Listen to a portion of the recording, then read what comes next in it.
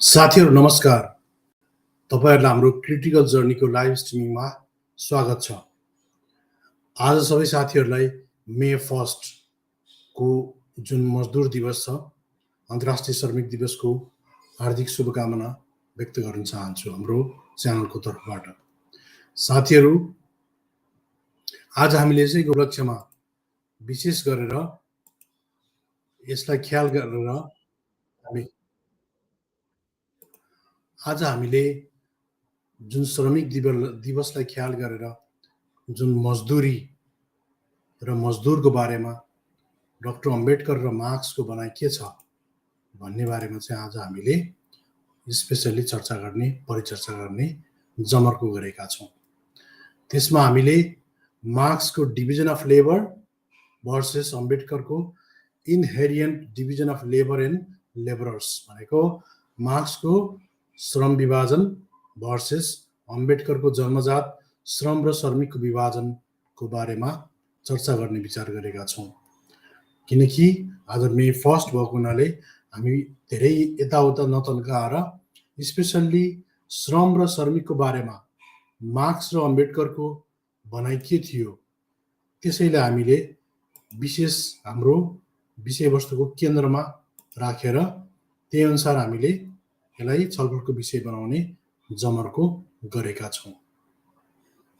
किनकि यो आजको लागि सबैभन्दा मेरो विचारमा मार्क्स र अम्बेडकरलाई ट्रिब्युट दिने योभन्दा चाहिँ राम्रो तरिका मेरो विचारमा केही होइन जस्तो लाग्छ। त्यसैले गर्दाखेरि आज मैले चाहिँ यो टपिक्सलाई स्पेसल्ली चुज गर्नुको कारण चाहिँ के हो भने यो श्रम र श्रमिक दिवसको उपलक्ष्यमा यसका फिलोसोफरहरू हैन 21औं शताब्दी 20औं र 21औं शताब्दीका दबदबा गरेका दुईटा दार्शनिकहरूलाई उनीहरूको भ्यू पोइन्टबाट के कस्तो खालको उहाँहरूले विचार राख्नुहुन्छ त्यो चिजलाई हामीले विशेष फोकस गरेर यसको बारेमा चर्चा गर्ने हामीले जमर्को गरेका छौँ। त्यस कारणले गर्दा साथीहरू अब हामी कति पनि ढिला नगरेर यसलाई अगाडि बढाउने विचार गरिरहेका छौँ। फर्स्टमा हाम्रो डिस्क्लेमर म तपाईहरुलाई देखाउन चाहन्छु। हामी कुनै पनि प्रकारको विभेदहरू या शोषण उत्पीडन भनेको जातीय, वर्गीय, लैङ्गिक, धार्मिक हैन रेसियल त्यसपछि गएर जुन कलरिजम या भाषाको आधारमा, भूगोलको आधारमा हुने कुनै पनि प्रकारका डिस्क्रिमिनेसन हामी पक्षमा छैनौँ र हामी बिल्कुल स्वतन्त्रता, समता, भातृत्व सँगसँगै सामाजिक न्याय सहितको सामाजिक लोकतन्त्रको पक्षमा छौँ र व्यक्तिको हकमा हामी व्यक्ति तार्किक, नैतिक र मानवीय होस् र साइन्टिफिक टेम्परामेन्ट भएको भनेको वैज्ञानिक सोचले एकदम लोडेड होस् र वेल इन्फर्म सोसाइटी सहितको मोडर्न सिभिलाइजेसनको युगमा ऊ एउटा आधुनिक तर मानवीय र तार्किक नैतिक मूल्य मान्यता भएको मान्छे चाहिँ होस् भन्ने हामी चाहन्छौँ। त्यस कारणले गर्दा अब आजको जुन हाम्रो टपिक छ यो यसमा हामी प्रवेश गर्न गइरहेका छौँ।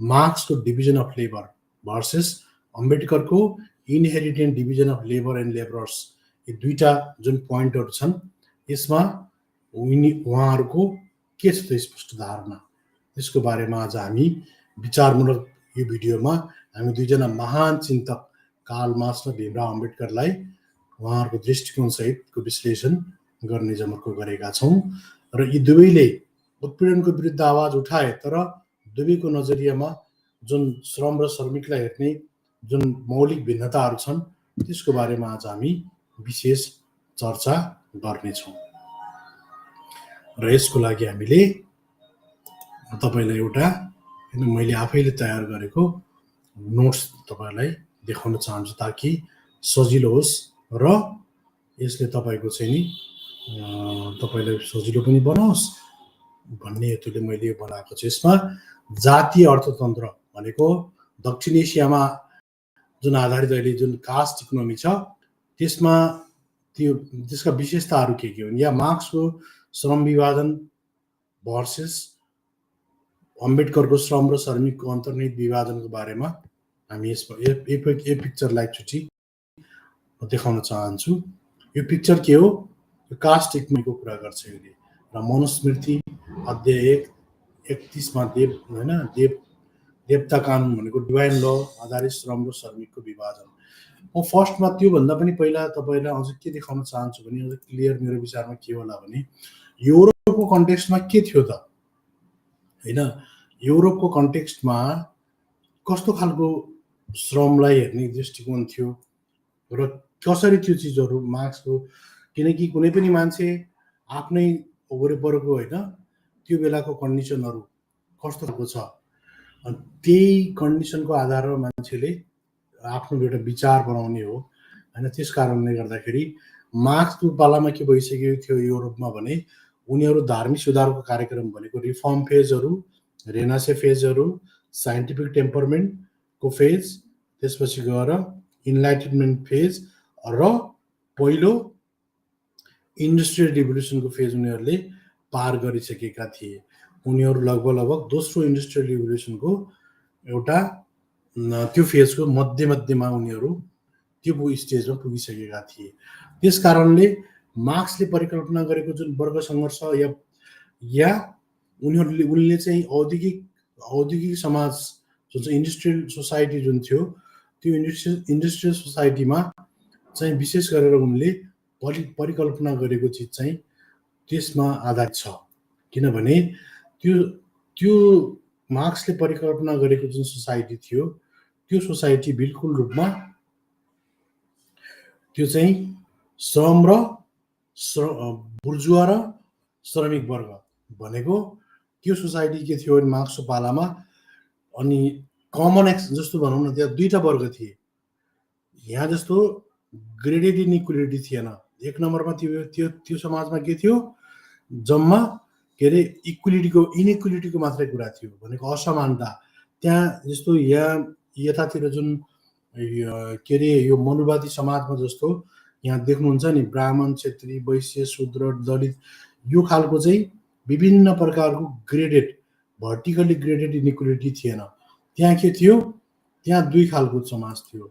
एउटा चाहिँ के थियो बुर्जुवा वर्ग थियो, अर्को चाहिँ या पुँजीपति वर्ग थियो र अर्को चाहिँ श्रमिक वर्ग थियो जो टोटल्ली श्रम बेच्ने गर्थ्यो। अनि त्यो बेलामा के थियो भने जो मजदुर वर्ग थियो उनीहरूलाई वे अफ एक्सप्लोइटेसन भनेको श्रमको शोषण हुने तरिका चाहिँ तिनीहरूको एउटै थियो। किनभने त्यस कारणले गर्दाखेरि के थियो भने we should have universal proletarian fraternity. किन उनीहरूको जस्तो शोषण गर्ने तरिका एउटै थियो अनि उनीहरूले एउटै खालका दुःखहरू सेयर गरिरहेका थिए।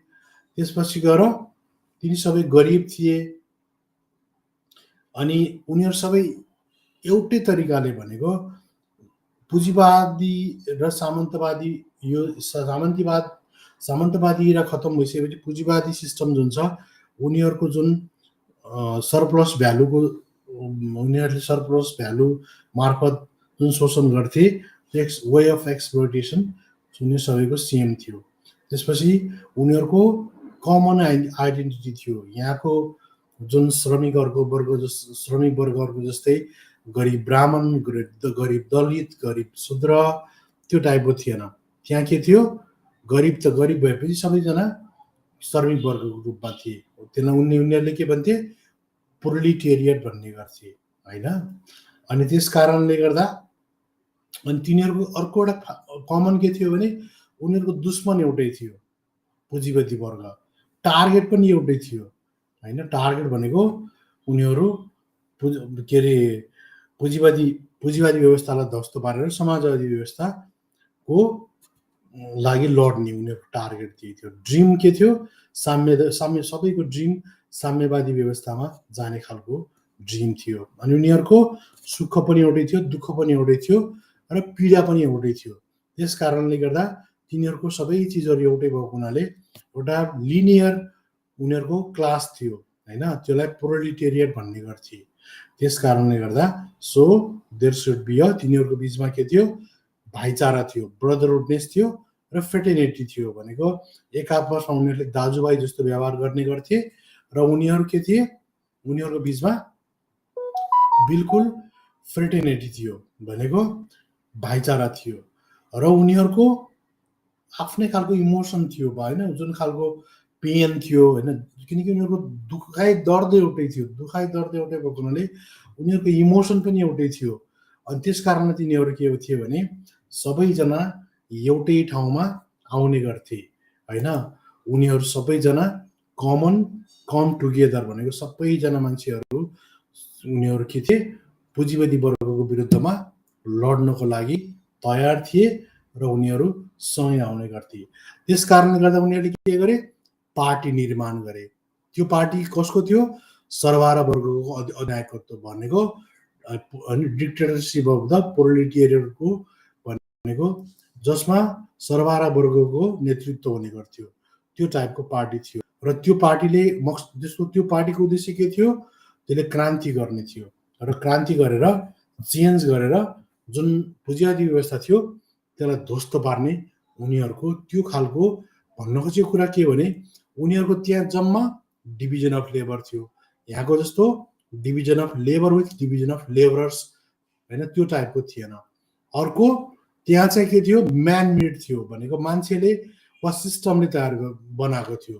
तर यहाँ के थियो, भगवानले बनाएको वा डिभाइन ल मार्फत भनेको भगवान मार्फत बनाएको हो। ब्राह्मण, क्षेत्री, वैश्य, शूद्रहरू चाहिँ भगवानले बनाएको भन्ने टाइपको यहाँ त्यो खालको थियो होइन। र भाग्यमा आधारित यहाँको श्रम या श्रमिक वर्गलाई त्यो खालको थियो। त्यो भनेको के भने अनि त्यस कारणले गर्दाखेरि त्यहाँको के थियो, सबै कुरामा उनीहरू एक ढिक्का भएर लड्ने गर्थे। तर यहाँ चाहिँ कस्तो खालको व्यवस्था थियो भन्ने बारेमा डक्टर अम्बेडकरले के भन्छन् भने मार्क्सको त तपाईँले बुझ्नु, मैले तीनवटा कुरा भने, एउटा डिभिजन अफ लेबर मात्रै, अर्को त्यो डिभाइन ल भनेको भगवानले नबनाएर सिस्टमले, पुँजीवादी सिस्टमले बनाएको भन्ने उनीहरूलाई त्यो थियो। अनि त्यो भएको हुनाले म्यान मेड भएको हुनाले यसलाई ध्वस्त पार्न सकिन्छ, उनीहरूमा आत्मविश्वास थियो। अर्को त्यहाँ के थियो, दुईवटा मात्रै असमान जुन वर्ग थियो, दुई खालको मात्रै थियो होइन, इनइक्वालिटी मात्रै थियो भनेको एउटा असमानता थियो। तर दुईवटा मात्रै वर्ग थियो, एउटा पुँजीवादी वर्ग थियो, अर्को श्रमजीवी वर्ग थियो। यानि एउटा क्यापिटलिस्टहरू थियो, एउटा अर्को प्रोलेटेरियटहरूको चाहिँ ग्रुप थियो भने यहाँ चाहिँ कस्तो खालको व्यवस्था थियो भन्ने कुराहरूको बारेमा डक्टर अम्बेडकरको के भनाइ छ भने यहाँ चाहिँ युनिफर्म खालको समाज थिएन होइन। यहाँको समाज के थियो, युनिफर्म छैन। ब्राह्मण समाज अलग छ, क्षेत्री समाज अलग छ, वैश्य समाज अलग छ, शूद्र अलग छ। यिनीहरूको मान्छे पनि अलग छन् होइन, तर यिनीहरूको के छ, ब्राह्मण, क्षेत्री, वैश्य, शूद्र र दलित यिनीहरू छुट्टा छुट्टै मान्छे, श्रमिक त छुट्टै छुट्टै छन्, तर यहाँ तिनीहरूले गर्ने श्रम पनि के छ, फरक छ। जस्तो ब्राह्मणले के गर्छ, 6वटा काम गर्छ होइन, वेद पढ्ने पढाउने, त्यसपछि दान लिने दान दिने, यज्ञ गर्ने यज्ञ गराउने, यति मात्रै ब्राह्मणहरूको काम हो भनेर भन्ने गरिएको छ। त्यो भनेको अर्को के छ, क्षेत्रीय, त्यो वारियरियन रुल भनेको शासन गर्ने र लड्ने। वैश्यको फार्मर होइन, खेती गर्ने, अनि त्यसपछि गएर अलिअलि तपाईँको ट्रेडको काम गर्ने, व्यापारको काम गर्ने। शूद्रले प्योर के गर्ने, लेबर काम गर्ने होइन, शूद्रहरूले लेबरको काम गर्ने। दलितहरूले स्पेसली के गर्ने, म्यानुअल स्क्याभेन्जिङहरू काम गर्ने, के मलमूत्रहरू यताउता गर्ने, मरेका लासहरू होइन बाट चुहरू गर्ने, त्यो खालको होइन, स्ट्रिट स्विपिङहरू गर्ने, त्यो खालको चाहिँ आउटकास्टको काम थियो। त्यसकारण यहाँ के थियो, दुईवटा कुरा, एउटा डिभिजन अफ लेबर सँगसँगै डिभिजन अफ लेबरर्स, त्यो पनि जन्मजात रूपमा जन्मदै त्यो कुराहरू होइन। उनीहरू पेटमा जन्मिनुभन्दा अगाडि नै होइन, यिनीहरू पेटमा रहेर पृथ्वीमा आउनुभन्दा अगाडि नै यिनीहरूको काम पनि फिक्स भइसकेको हुन्थ्यो र जात पनि फिक्स भइसकेको हुन्थ्यो। त्यस कारणले गर्दाखेरि डक्टर अम्बेडकरले के भन्छन् भने यो यहाँ division of labour with division of labourers छ भन्ने कुरा उनले भन्छन्। अर्को यहाँ तपाईँ देख्नुहुन्छ ग्रेडेड इनइक्वालिटी भनेको कर्मिक असमानतामा आधारित होइन, भर्टिकल्ली टाइपको होइन, माथि टाइपको जन्मजात भनेको इनहेरिएन्ट कर्मिक असमानतामा आधारित समाज थियो भन्ने कुरा उनको अर्को भनाइ त्यो छ। त्यस कारणले के छ यहाँ अर्को यिनीहरू के छन् इकोनोमिकल्ली पनि युनिफर्म छैनन् भनेको आर्थिक रूपमा पनि यिनीहरू इक्वल छैनन्, अर्को सोसियल्ली एन्ड साइकोलोजिकल्ली पनि तिनीहरू इक्वल छैनन् भनेको सामाजिक रूपमा पनि इक्वल छैनन् र मानसिक रूपमा मनोवैज्ञानिक रूपमा पनि तिनीहरू के छन् समान छैनन्।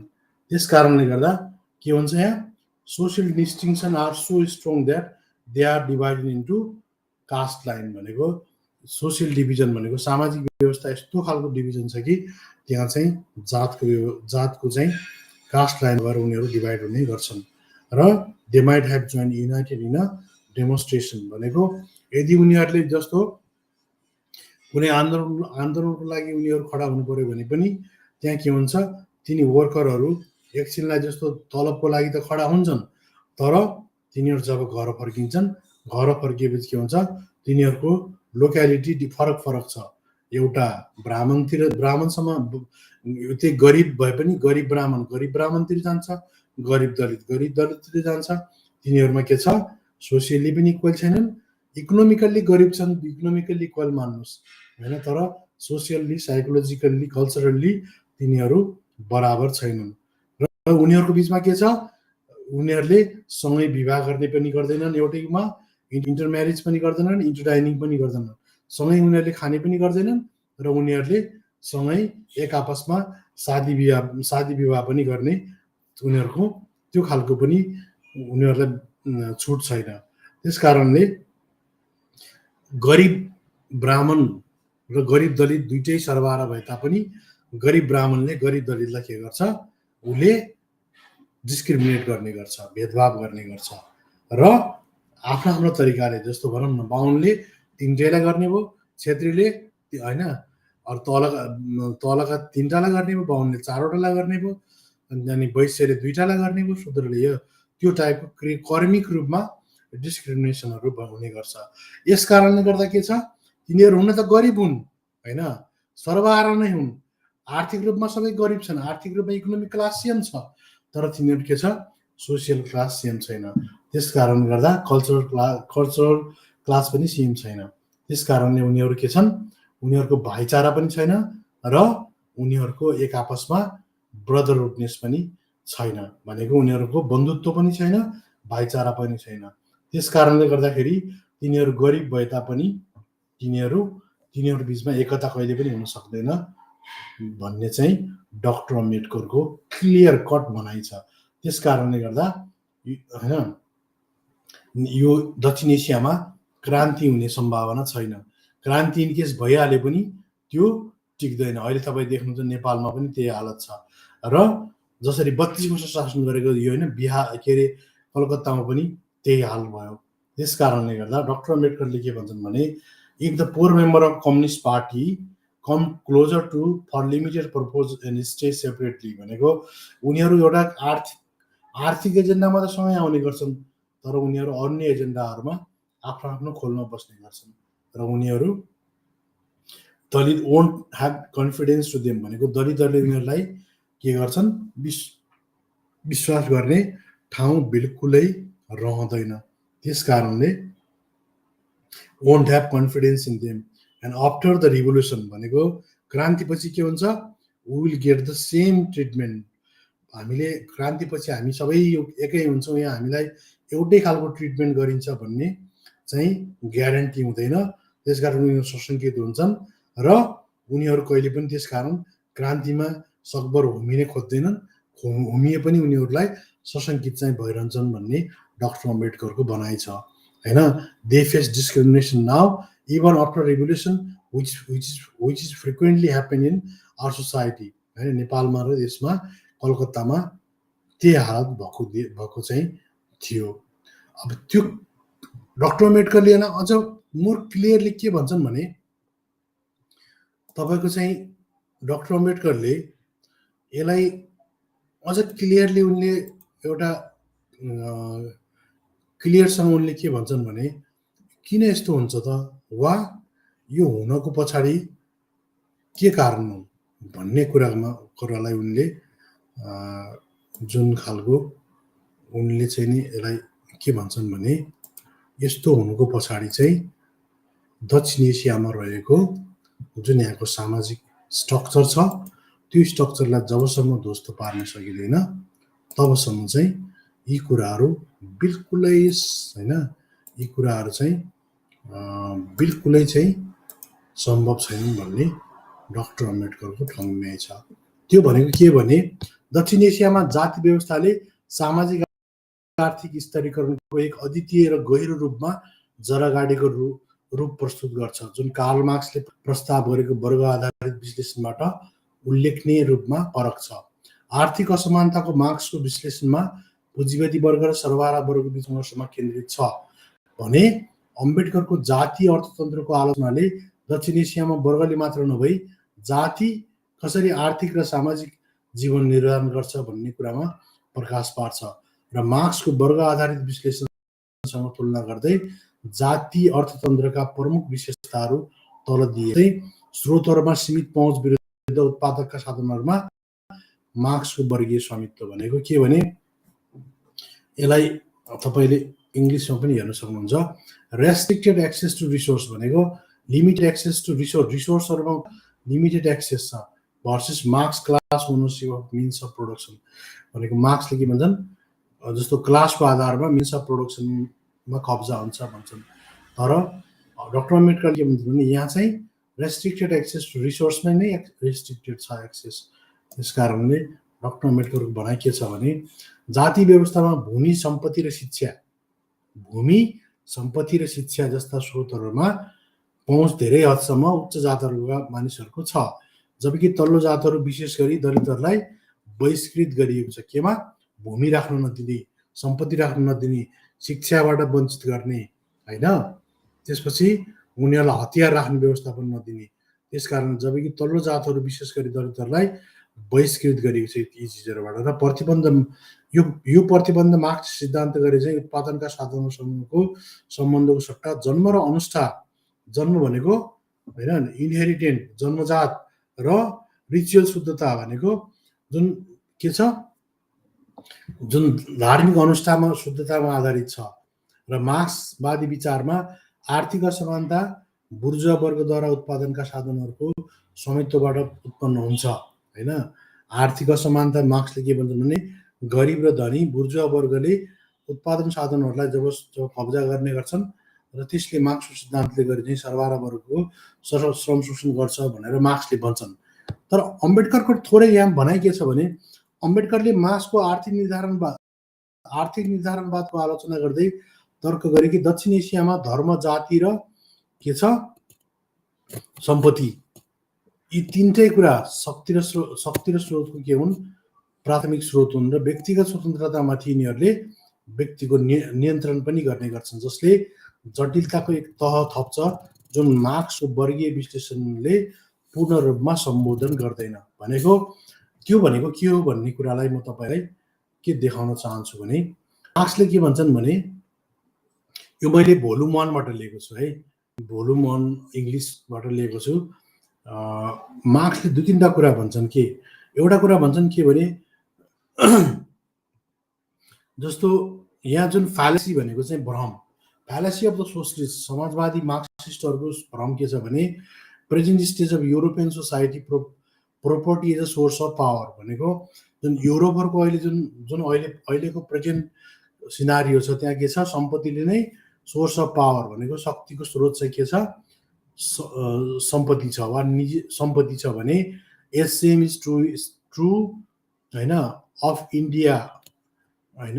अनि उनीहरूले के भन्छन् भने उनीहरूको चाहिँ भ्रम के छ भने त्यही खालको चाहिँ यहाँ उनीहरूले इकोनोमिक डिटर्मिनिजमको कुरा गर्छन् आगोतीहरू यिनीहरू पनि के भन्छन् भन्न त जात व्यवस्था कुरा गर्छन् तर हैन वर्ग चाहिँ वर्गको प्राथमिक होइ भन्ने गर्छन् क्या उनीहरूले। Same in true of India that as same was true in Europe in the past भन्ने के भने जुन अहिले अम्बेडकरले के भन्छन् भने जुन अहिले जस्तो यो नेपाल इन्डियामा जुन खालको सिचुएसन छ त्यही सिचुएसन चाहिँ युरोपमा 14औं शताब्दीभन्दा पहिला चाहिँ थियो डार्क पेजहरूमा त्यस्तो खालको थियो तर अहिले चाहिँ युरोपको फरक छ यहाँको फरक छ हामी पुरानै युरोपमा छौँ त्यस कारणले गर्दा यहाँ रिलिजन र सोसियल स्ट्याटस र प्रोपर्टी। हेर्नुहोस्, रिलिजन, सोसियल स्ट्याटस र property are all source of power and authority. यहाँ तिनटै के हुन्छन्? पावर अफ अथोरिटी चाहिँ छन् यहाँ। तर युरोपमा के छ? प्रोपर्टी मात्रै पावर अफ अथोरिटी छ। Which one man has to control the liberty of another भनेको यी तिनटै चिजले एउटा मान्छेको चाहिँ के गर्छ? उसको स्वतन्त्रतालाई कन्ट्रोल गर्ने गर्छ, अहिले पालो गर्ने गर्छ भन्ने चाहिँ मार्क्सको भनाइ छ। अनि if liberty is the ideal, if liberty means the destruction of the dominion which one of the hold the one another, that obviously it cannot be instead upon that economic reform must be the one kind of reform worthy of pursue भनेको एक प्रकारको मात्र economic reform हो। तर if the source of power and dominion is at any given time or at any given society, social and religious, then social reform and religious reform must be accepted as the necessary sort of reform भनेको जस्तो के आउतीले एउटा ठाउँ के भरम छरेका छन् भने सामन्तवादी समाज चाहिँ हो भनेर कसैले भन्नै सकेनन्। त्यसपछि यहाँ चाहिँ पहिला सामन्तवाद फलेर मात्रै यहाँ के अरे अनि राजनीतिक परिवर्तन हुन्छ भन्ने कुरा कसैले भन्दै भनेनन्। त्यो झुटा कुरो। बकायदा अम्बेडकरले भनिरहेछन् कि पहिला सोसियल एन्ड रिलिजियस रिफर्म गर अनि बल्ल पोलिटिकल रिफर्म या इकोनोमिक रिफर्म सम्भव छ। Without this that will not be happen. अझ क्लियरली अझ तल गएर त उनले क्लियरली ठोकिदिन्छन् यहाँनिर के भन्छ? You cannot have political reform, you cannot have economic reform unless you kill the this Monster. This Monster भनेको कास्ट भनेको सोसियल रिफर्म। जबसम्म यो सोसियल एन्ड रिलिजियस रिफर्म गर्न सक्दैनौ होइन, तबसम्म चाहिँ यहाँ के हुन्छ? पोलिटिकल रिफर्म पनि हुँदैन, इकोनोमिक रिफर्म पनि हुँदैन भन्ने चाहिँ क्लियर कट के छ यसमा के अरे अम्बेडकरको कुरा क्लियर छ। आउतीले बिल्कुल झुटो पेलिरहेका छन्। अब अर्को 2 नम्बर पोइन्टमा के छ? श्रम पृथकीकरण विरुद्ध मार्क्सको श्रम विभाजनको अवधारणा। मार्क्सले तर्क गरे कि पुँजीवाद अन्तर्गत श्रम विभाजन शोषणको स्रोत हो भनेको। पुँजीवादमा जब श्रम विभाजन हुन्छ तब त्यसले के गर्छ? शोषण गर्ने गर्छ, जहाँ कामदारहरूलाई उनीहरूको श्रमको उत्पादनबाट अल्ग्याइन्छ भनेको, जहाँ कामदारहरूलाई उनीहरूको श्रमबाट अलग्याउने गरिन्छ। यद्यपि अब अम्बेडकरले के भन्यो भने जातीय अर्थतन्त्रमा होइन कास्ट इकोनोमीमा के हुन्छ? श्रम विभाजनको सट्टा मजदुर सट्टा सँगसँगै भयो श्रम। यसले अलिकति अब यो गुगलले ट्रान्सलेट गर्दाखेरि अलिक फरक गर्ने गर्छ कि, त्यस कारणले गर्दा थोरै there is a hereditary division of labourers rather than just a division of labor। हेर्नु सायद मैले क्लियर लेखेको छु यहाँ के भन्दैन? There is heredity division of labour भनेको जन्मजात के गर्छ? डिभिजन अफ लेबर भनेको श्रमिकको पनि के गर्छ? डिभिजन गर्ने गर्छ र सँगसँगै के गर्छ? Just a division of labour rather than, र सँगसँगै के गर्छ? श्रमको डिभिजन सँगसँगै श्रमिकको डिभिजन पनि गर्छ। With roles predetermined by caste preventing class unity भनेको यो चाहिँ के हुन्छ? जातले गर्दा यसले पहिले नै निर्धारण गर्ने गर्छ। त्यस कारणले गर्दा यो क्लासको वर्गीय युनिटी हुन पाउँदैन। त्यस कारणले गर्दा Ambedkar pointed out that in the caste system होइन, one's economic role is predetermined, एउटाको चाहिँ के छ? पहिले नै उसको इकोनोमिक रोल डिटर्मिन गरिन्छ भनेपछि होइन, पूर्व निर्धारण हुन्छ र जीवनको लागि निश्चित हुन्छ र माथिल्लो गतिशीलताको कुनै सम्भावना हुँदैन भने त्यो देवता अनुष्ठा कर्तव्यले भनेको। अब अलिकति यो मजा आउँदैन नि त, धेरै साथीहरूले बुझ्नु भनेर मैले देखाइरहेको छु। डिभाइन रिचुअल ड्युटी भनेको भगवानले बनाएको जुन रिचुअल ड्युटी छ त्यो not only kills one's right of choosing occupation भनेको उसको जुन अकुपेसन भनेको पेसा चुज गर्ने राइटलाई पनि डिभाइन रिचुअल अथोरिटीले के गर्छ? त्यसले स्टप गरिदिन्छ होइन। But it also decreases his efficacy भनेको उसको काम गर्ने क्षमतालाई पनि रोक्ने गर्छ। एकर्डिङ टु पाउलो फेरी इट फिट्स डिह्युमेनिटाइजेसन भनेको जब उसको के उसलाई उसको क्षमताबाट पनि हीन गरिन्छ होइन, उसको अधिकारबाट पनि खोसिन्छ। चुज गर्ने उसले पेसा एउटै जिन्दगीभरि सधैँ गरिरहनुपर्छ भने तब के हुन्छ? त्यसमा निराशा आउँछ, उसको सेल्फ रेस्पेक्ट पुरै लस हुन्छ। त्यसले गर्दा उमा के हुन्छ, डिह्युमेनिटाइजेसन भनेको मानवीयकरणबाट उसलाई त्यो मानवीय तत्त्व नै उसको हराउँदै जान्छ र मेक इज अब्जेक्ट भनेको उसको वस्तु बन्ने प्रक्रिया, वस्तु जस्तै मात्रै बन्छ कि उसले होइन फ्रिडम अफ चोइस हुँदैन उसको है। त्यसले गर्दा के हुन्छ, उसले न उसले पेसा चुज गर्न पाउँछ, किनकि जन्मजात तेरो पेसा यही भनिदिरहेका हुन्छन्। किन त्यसो भनेका छन् म तपाईँलाई देखाइदिन्छु होइन। यहाँ हेर्नुहोस्, यो गीताले के भन्छ, मान्छेले गीता गीता भन्छन्, यो गीताले के भन्छ हेर्नुहोस्, गीताको 18:47 के भन्छ भने अपना गुणरहित विधर्म भनेको आफ्नो गुणरहित धर्म छ भने पनि, दुसराको राम्रो छ भने पनि त्यो धर्म चाहिँ नअपनाउने भनेको। धर्म भनेको के हो, कर्म भनेको। यहाँ भने चाहिँ जैसे विष में उत्पन्न हुए कीड़े के लिए विष दोपकार नहीं होता भनेको जस्तो विषमा उत्पन्न भएको किडाको लागि के हुन्छ, विष चाहिँ हानिकारक हुँदैन। त्यस्तै गरेर स्वभाव से नियत किए हुए कर्म भनेको जुन जातिमा जन्मेको छ त्यो खालको जातिमा जन्मेको कर्म गर्नाले उसलाई पाप लाग्दैन र उसलाई त्यही खालको काम गर्नुपर्छ भनेर 48 अझै क्लियरली ठोकिदिएको छ। जो जन्म के साथ उत्पन्न हो उसका नाम सहेज है। जन्म के साथ जुन उत्पन्न हुन्छ त्यसलाई सहेज भनिन्छ। त्यो सहेज भनेको के हो, कर्म हो।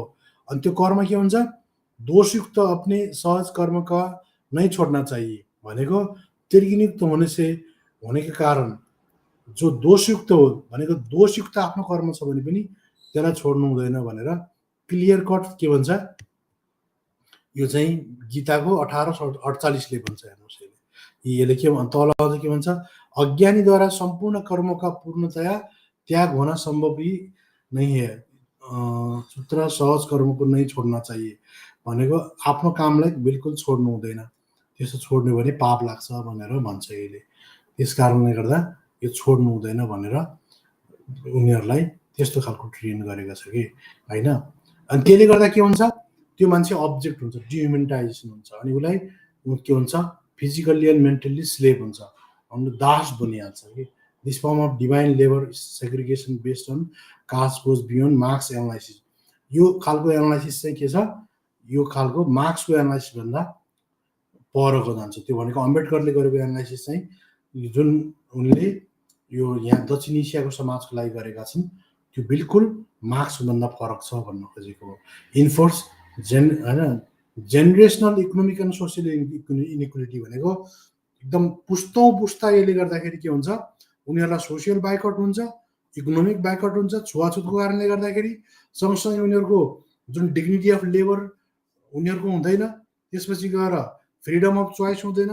त्यसले गर्दाखेरि उनीहरू के हुन्छ, generation to generation economic and social inequality through social and religious norms भनेको जुन धार्मिक र सामाजिक मूल्य मान्यतामा आधारित रहेर उनीहरूलाई सामाजिक र आर्थिक रूपमा उनीहरू असमान हुँदै जान्छन्।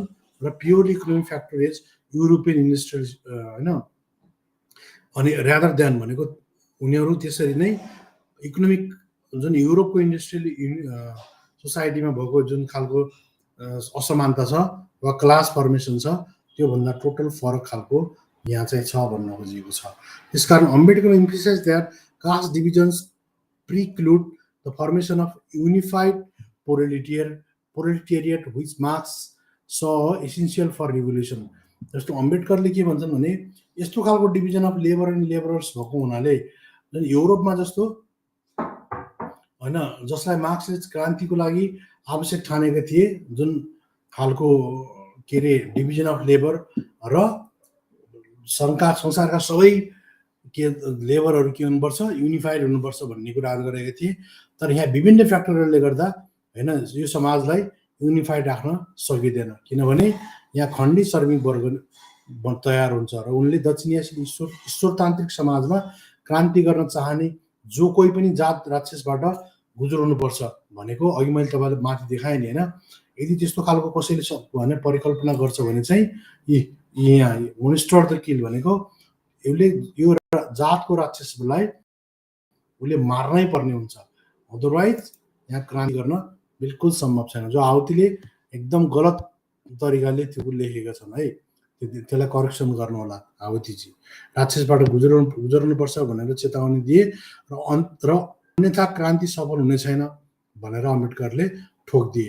यदि संयोगवश भयो भने पनि त्यसपछि उनले यो जात भाइरसको सामना गर्नै पर्छ, अन्यथा आर्थिक समानता, सामाजिक विकास र राजनीतिक परिवर्तनको कल्पना पनि गर्न सकिँदैन भन्ने अम्बेडकरले क्लियर कट ठोकिदिए।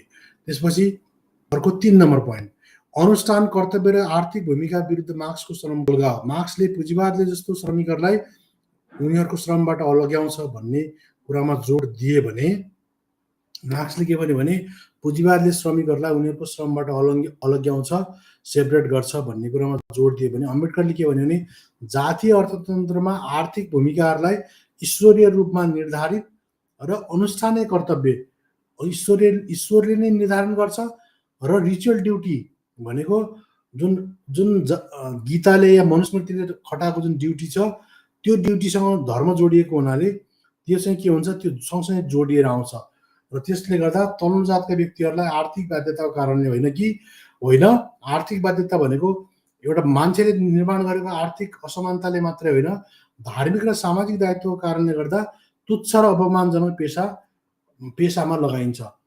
त्यो भनेको के हो भने म तपाईँहरूलाई मनुस्मृति देखाउन चाहन्छु। जस्तो मनुस्मृतिले के भन्छ भने सेवक शूद्र के लिए जुठो खाना, सेवक शूद्रले के गर्नु पर्यो, शूद्रको लागि जुठो अन्न, पुरानो वस्त्र, अन्न के लिए होइन पुवाल तथा पुरानै खाट बर्तन आदि ब्राह्मण देवे भने ब्राह्मणले शूद्रहरूलाई सेवा गरे बाबत के दिनु पर्यो, आफूले खाएको जुठो अन्न दिने, अनि पुराना लुगा भाँडाकुँडी दिने, अन्न पनि एकदम हुन्छ नि कुहिएको सडेको त्यो दिने, अनि पुरानो खाटसाट बर्तन त्यो दिने गर्नुपर्छ भनेको उसलाई एकदम हीन तरिकाले, हीन भावना, अघि हामीले कुरा गरे जस्तै उसलाई मानवीय गरिमा नै ध्वस्त पार्ने तरिकाले त्यो तरिकाले उसलाई चाहिँ ट्रिट गर्नुपर्छ भन्ने टाइपको यसमा देखाइएको छ। म आज क्लियरली अर्थव्यवस्थासँग कुराहरू मात्रै गर्छु, म अरू कुराहरू गर्दैन है। त्यस कारणले अर्कोमा 129 के भन्छ, धनोपार्जनमै समर्थी शूद्र के लिए, शूद्रको यदि शूद्रले धन कमाउन सक्ने क्षमता छ भने पनि शूद्रले धन सङ्ग्रह नै गर्न चाहिए भनेको शूद्रले के गर्ने, धन सङ्ग्रह गर्नु हुँदैन, क्योंकि धन प्राप्त गर्यो भने शास्त्रका वास्तविक ज्ञान नहीं होने के कारण धन मत से होइन अनि शास्त्र विरुद्ध चरण तथा ब्राह्मण सेवाको त्याग गरेका भनेको उसले के गर्छ, यदि धन कमायो भने ब्राह्मणको सेवा गर्दैन र शास्त्र विरुद्ध काम गर्छ। त्यस कारणले उसलाई धन यदि कमाउन सक्ने शूद्र छ भने पनि त्यसलाई धन सङ्ग्रह गर्न दिनु हुँदैन र त्यो धन यदि कमाएको छ भने पनि ब्राह्मणको हित पीडित होइन उसलाई उसको हडप्नुपर्छ भन्ने कुरा क्लियरली यो मनुस्मृतिको च्याप्टर नम्बर होइन 10 को 129 मा क्लियरली यो कुरा भनेको छ है। यो 11 आउँछ त्यसपछि हेर्नुहोस्, यो खालको कुरा चाहिँ उनीहरूले गरेका छन्। अनि अब मार्क्सवादीहरूलाई मेरो भनाइ के छ भने मार्क्सवादीहरूले होइन यहाँ चाहिँ के छ, प्राइमेरी फ्याक्टर चाहिँ क्लास हो भन्छन्। यो खालको ट्रिट गरेपछि अनि क्लास हुन्छ? क्लास त जोलाई पनि यो एक जेनेरेसन मात्रै गर्यो भने 10 वर्ष गर्यो भने अर्को जेनेरेसनमा औकातमा आइहाल्छ भने यहाँ त हजारौं सालदेखि यो यसरी वर्ग तयार गरिएको के यहाँ caste is class and class is caste, यो कुरा क्लियरली बुझ्यो साथी होइन। कास्ट इज क्लास, अम्बेडकरलाई पढ, हाउतीको फसाउगिरी कुरामा नलाग होइन। अझ यहाँ उनीहरूले के अझ उनीहरूले के भन्छ, बकाइदा रूपमा उनीहरूले अब अर्को के भन्छन् भने जस्तो ब्राह्मण यदि अपने कर्म से जीवन निर्वाह न कर सकते तो क्षेत्रीय कर्म गर्यो भने ब्राह्मणले यदि आफ्नो जीवन निर्वाह गर्न सक्दैन भने उसले क्षेत्रीको पनि काम गर्ने, क्षेत्रीको सक्दैन भने वैश्यको पनि गर्ने, वैश्यको सक्दैन भने होइन अरूको जो गर्दा भयो के चारवटाकै गर्न पाउने। तर माथिबाट चाहिँ मोबिलिटी छ, युनिटी डिरेक्सन, तर तलबाट चाहिँ माथि जान नपाइने भन्ने खालको छ कि यो खालको चाहिँ उनीहरूले आफ्नो लागि प्योर व्यवस्था गरेका छन्। त्यस कारणले गर्दा क्लियरली के कुरा बुझ्न जरुरी छ भने यो प्योर ब्राह्मण तन्त्रमा उनीहरूको व्यवस्था आराम तरिकाले गरिएको छ र त्यो भ्रमबाट हामी एकदम टाढा हुन जरुरी छ है। अन्यथा हामीलाई उनीहरूले खौलामा सुताउने बाहेक अरू उपाय केही छैन। अब अर्को तपाईँ देख्नु 9मा के हुन्छ, वेदज्ञाता ब्राह्मणको तथा यशस्वी गृहस्थीको सेवा करनाई शूद्रका कल्याणकारक उत्तम धर्म है भनेको के छ, वेदज्ञाता ब्राह्मणको सेवा गर्ने नै शूद्रको कल्याण एकदम कल्याणकारी सबैभन्दा उत्तम धर्म हो भनेर अरू गरेको छ कि शूद्रको धर्म हेर्नु माथि हेर्नुहोस् होइन। यो चाहिँ च्याप्टर नम्बर 9 को कुरा गरिरहेको छु मैले, 334 मा त्यो लेखेको छ होइन। अर्को के लेखेको छ, शूद्र बाहिरी शारीरिक शुद्धि तथा भित्री मानसिक शुद्धि से युक्त अपने से श्रेष्ठ जाति वालेको सेवा गर्नेवाला भनेको शूद्र जसले के गर्छ, आफ्नो भन्दा माथिको श्रेष्ठ जातिवालाको सेवा गर्छ, एकदम मधुर बोल्छ, यस म्यान भएर बस्छ, अहङ्कार रहित भने एकदमै आज्ञाकारी भएर बस्छ, सदा ब्राह्मण आदिको आश्रयमै रहनेवाला भनेको ब्राह्मणले जे दियो त्यही खाने अनि सेवा मजाले गर्ने, त्यस्तो खालको श्रेष्ठले मात्रै श्रेष्ठ जातिको प्राप्तकर्ता है भनेर उनीहरूले भनेको एकदम गुलाम बनाएर यस म्यान बनाएर उनीहरूले राख्ने हो। त्यस कारणले यो भ्रम नपरे हुन्छ कि शूद्र दलितहरूले उनीहरूको सेवा गरेर होइन जुनी बदलेला भन्ने चाहिँ सेवा नगरे हुन्छ। र मित्र परिवारजीलाई मेरो विनम्र आग्रह छ, अबदेखि तपाईँले धर्म सुधारका कार्यक्रमहरू भन्दै दलितलाई यस फसाउगुरी काममा नलानुहोस्, आफ्नो टाइम वेस्ट गर्नुहोस्। यदि धर्म सुधारै हो भने तपाईँ चाहिँ लन्डनतिर जानुहोस्, मजाले आफ्नो लाइफ इन्जोय गर्नुहोस् होइन। किन बेकार टाइम वेस्ट गरेर आफूलाई पनि होइन समाजलाई पनि बर्बाद पार्नुहुन्छ होइन। अब तपाईँले कि त पढ्नुहोस्, आफू पनि पढ्नुहुन्न, अरूले पनि भन्या मान्नुहुन्न, आफ्नो रोड छोड्नुहुन्न, त्यस्तो त्यसरी कहाँ हुन्छ यार। अलिकति क्रिटिकल माइन्डसेट त हुनु पर्यो त यार। पिएचडी गरेको छु भनेपछि अनि जे पनि आफूले सोचेको सबै हुन्छ भन्ने हुन्छ, तथ्यमा आधारित भएर कुरा गर्ने हो। आउनुहोस्, डिबेटमा आउनुहोस्, कुरा गरौँ होइन, के छ त्यसमा तपाईँको चाहिँ कि हार जितको कुरा छैन। यसमा मजासँग डिबेट गरौँ, निष्कर्षमा जाउँ होइन। सबै त्यो ग्याङका सबै त्यस्तो छन्, निर्मल विश्वकर्मादेखि लिएर यिनीहरू सबै धर्म सुधारको चक्करमा छन् कि अलिकति यहाँ पढलेखेका मान्छेहरूले उनीहरूको धर्म, उनीहरूको कम्तीमा उनीहरूका के अरे धर्म ग्रन्थहरू त पढ्नु पऱ्यो त। आफै बाहिरबाट रिङाटा लागे जस्तै एकदम त्यो पुच्छर हल्लाएर टाउको हल्लिने कुरा हो र, त्यो कुरा त तपाईँहरूले पनि ध्यान दिनुपर्छ नि हो। त्यसै यस्ता चिजहरूलाई मेरो गोरुको बारे टक्क गरेर हुँदैन नि। कुन चाहिँ शास्त्रमा लेखेको चाहिँ सुधार गर्नु सकिन्छ भने त्यो आर्य समाजी फसाउगिरीले भनेर हुन्छ, तिनकै पनि धेरै ठाउँमा चाहिँ त्यस्ता खालको कुराहरू छन्, ताकि त्यो धर्म सुधार सम्भवै छैन कि। अब अर्को च्याप्टर नम्बर 8 मा के लेखेको छ भने होइन, अब हेर्नुहोस् वर्गको मार्क्सवादीहरूले पढ्न के जरुरी छ भने यस्तो स्थिति गरेपछि वर्ग तयार हुँदैन। अर्को यो 417 मा के भन्छ भने ब्राह्मण बिना विकल्प किए, ब्राह्मणले बिना विकल्प गरेरै के हुन्छ, शूद्र से धनको लेबे भनेको केही सोध्दै नसोची शूद्रले कमाएको धनलाई लिने, क्योंकि उस दास शूद्र का निजी धन कुछ नै होता है भनेको शूद्रको निजी धन कुनै पनि हुँदैन र शूद्रले कमाएको धन चाहिँ जतिखेर पनि ब्राह्मणले खोसेर लग्दा हुन्छ र वो स्वामी से ग्रहण गर्ने योग्य धनवाला है भनेको ऊ शूद्र के हो, जहिले पनि स्वामीले दिएपछि त्यहीको आग्रहमा बाँध्ने मान्छे हो। उसले यदि जे छ उसको चाहिँ जस्तो खालको धन भए पनि खोसेर लग्दा केही हुँदैन, केही पाप लाग्दैन भन्छ मनुस्मृतिले। ऊ शूद्र के धनको होइन ग्रहण गर्नेवाला अधिकार उसको स्वामीको ही है। स्वामी भनेको हो बाहुन हो। बाहुनले चाहिँ जतिखेर पनि के गर्छ, शूद्रको धनलाई हडबेर लान मिल्छ भनेर क्लियरली भनेको छ कि।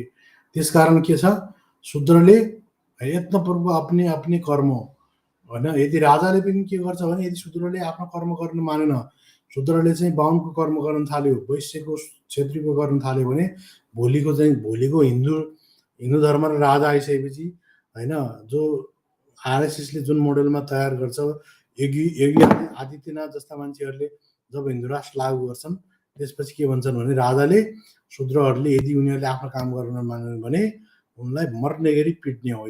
अपने अपने कर्म से भ्रष्ट ये दोनों भनेको के शूद्र र वैश्य यिन दुईटैलाई के गर्ने संसारको सुवित गरिदिने यिनीहरूलाई भ्रष्ट हुने मर्ने फिट्न पनि पाइयो भनेर कुरा क्लियर लेखेको छ। त्यस कारणले शूद्रले चाहिँ यिनीहरूले के गर्नु पर्यो दास कर्म मात्रै गर्ने हो हैन। शूद्र से दास कर्म को करवाए यहाँ लेखेको छ अर्को 413 में, क्योंकि ब्राह्मण ने ब्राह्मणी की सेवा के लिए ही शूद्र को सृष्टि किया है। के भन्छ ब्रह्माले ब्राह्मणहरूको सेवाको लागि नै शूद्रलाई सृष्टि गरेको हो। त्यस कारणले उनीहरूलाई के गर्नु पर्यो उनीहरूलाई शूद्रको सेवा चाहिँ ब्राह्मणको गर्नु पर्यो। शूद्रले दास कर्म मार्क्सवादीहरूले कुरो बुझ यति गरेपछि त क्लास तयार हुन्छ नि हैन।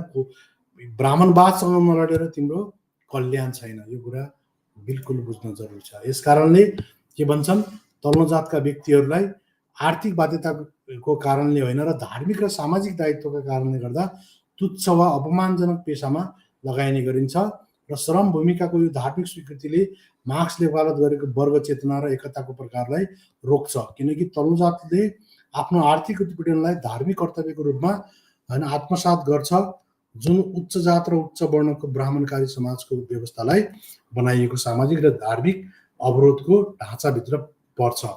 त्यो भनेको अझ अम्बेडकरले अझ आफ्नो किताबमा पुरा क्लियरली के राख्छन् भने यहाँ उनले मार्क्सवादीहरूलाई अझ मजाले भन्छन् के उनले के भन्छन् भने संसारमा सबै ठाउँमा डिभिजन अफ लेबर छ हैन। उनले के भन्छन् भने it is a pity that caste even today has defend गर्ने मान्छेहरूले के भन्छन् भने the defender are many, it is defended on the ground that caste system is but another name for division of labour. धेरै मान्छेहरूले division of labour हो भन्छन्, आवतीहरूले पनि त्यही भन्छन् हैन कास्ट सिस्टम भनेको। तर अम्बेडकरले के भन्छन् भने if division of labour is a necessary feature in every civilise society then it is argue that there is nothing wrong on the caste system. यदि त्यो डिभिजन अफ लेबर मात्रै हुन्थ्यो भने यो चाहिँ बिल्कुलै गलत होइन। तर now the first thing is to be argue that against this view is that भनेको यो भ्यू जुन डिभिजन अफ लेबर जुन सोचिन्छ यो भ्यूको उलट के हो भने र अटोमेटिकली के भन्छ भने caste system is not merely a division of labour. Caste system भनेको डिभिजन अफ लेबर मात्रै होइन, it is a division of labourers भनेको यो डिभिजन अफ लेबरर्स श्रमको मात्रै डिभिजन होइन, श्रमिकको मात्रै हो, श्रमिकको पनि डिभिजन हो। It is also a division of labourers हैन भनेको मजदुरको मात्रै होइन मजदुरीको पनि हो। त्यस कारणले गर्दा civilise society undoubtedly needs division of labour. सभ्य समाजमा के हुन्छ डिभिजन अफ लेबर त चाहिन्छ युरोपमा जस्तै, बट डिभिजन अफ लेबरर्स तर श्रमिककै division into watertight compartment भनेको माथिको तलको माथि जान नपाउने, ब्राह्मण क्षेत्रीय काम क्षेत्रीय ब्राह्मण काम होइन, दलितको काम बाहुनले नगर्ने बाहुनको काम दलितले गर्न पाउने, त्यो खालको चाहिँ वाटर टायर कम्पार्टमेन्टमा त्यस्तो खालको चाहिँ श्रम होइन अननेचुरल डिभिजन अफ लेबर चाहिँ लेबर्स एन्ड लेबरर्स यो कहीँ पनि हुँदैन भन्ने चाहिँ उनको भनाइ छ। अनि caste system is not merely a division of labour which is quite different from division of labour. It is a hierarchy भनेको हायरकी भनेको के त्यही तपाईँले अघि मैले देखाएँ ब्राह्मण क्षेत्रीय वैश्य शूद्र तलदेखि माथिसम्म भर्टिकल्ली हायरकी गरेको छ होइन। अनि यो के छ ग्रेडेड छ होइन।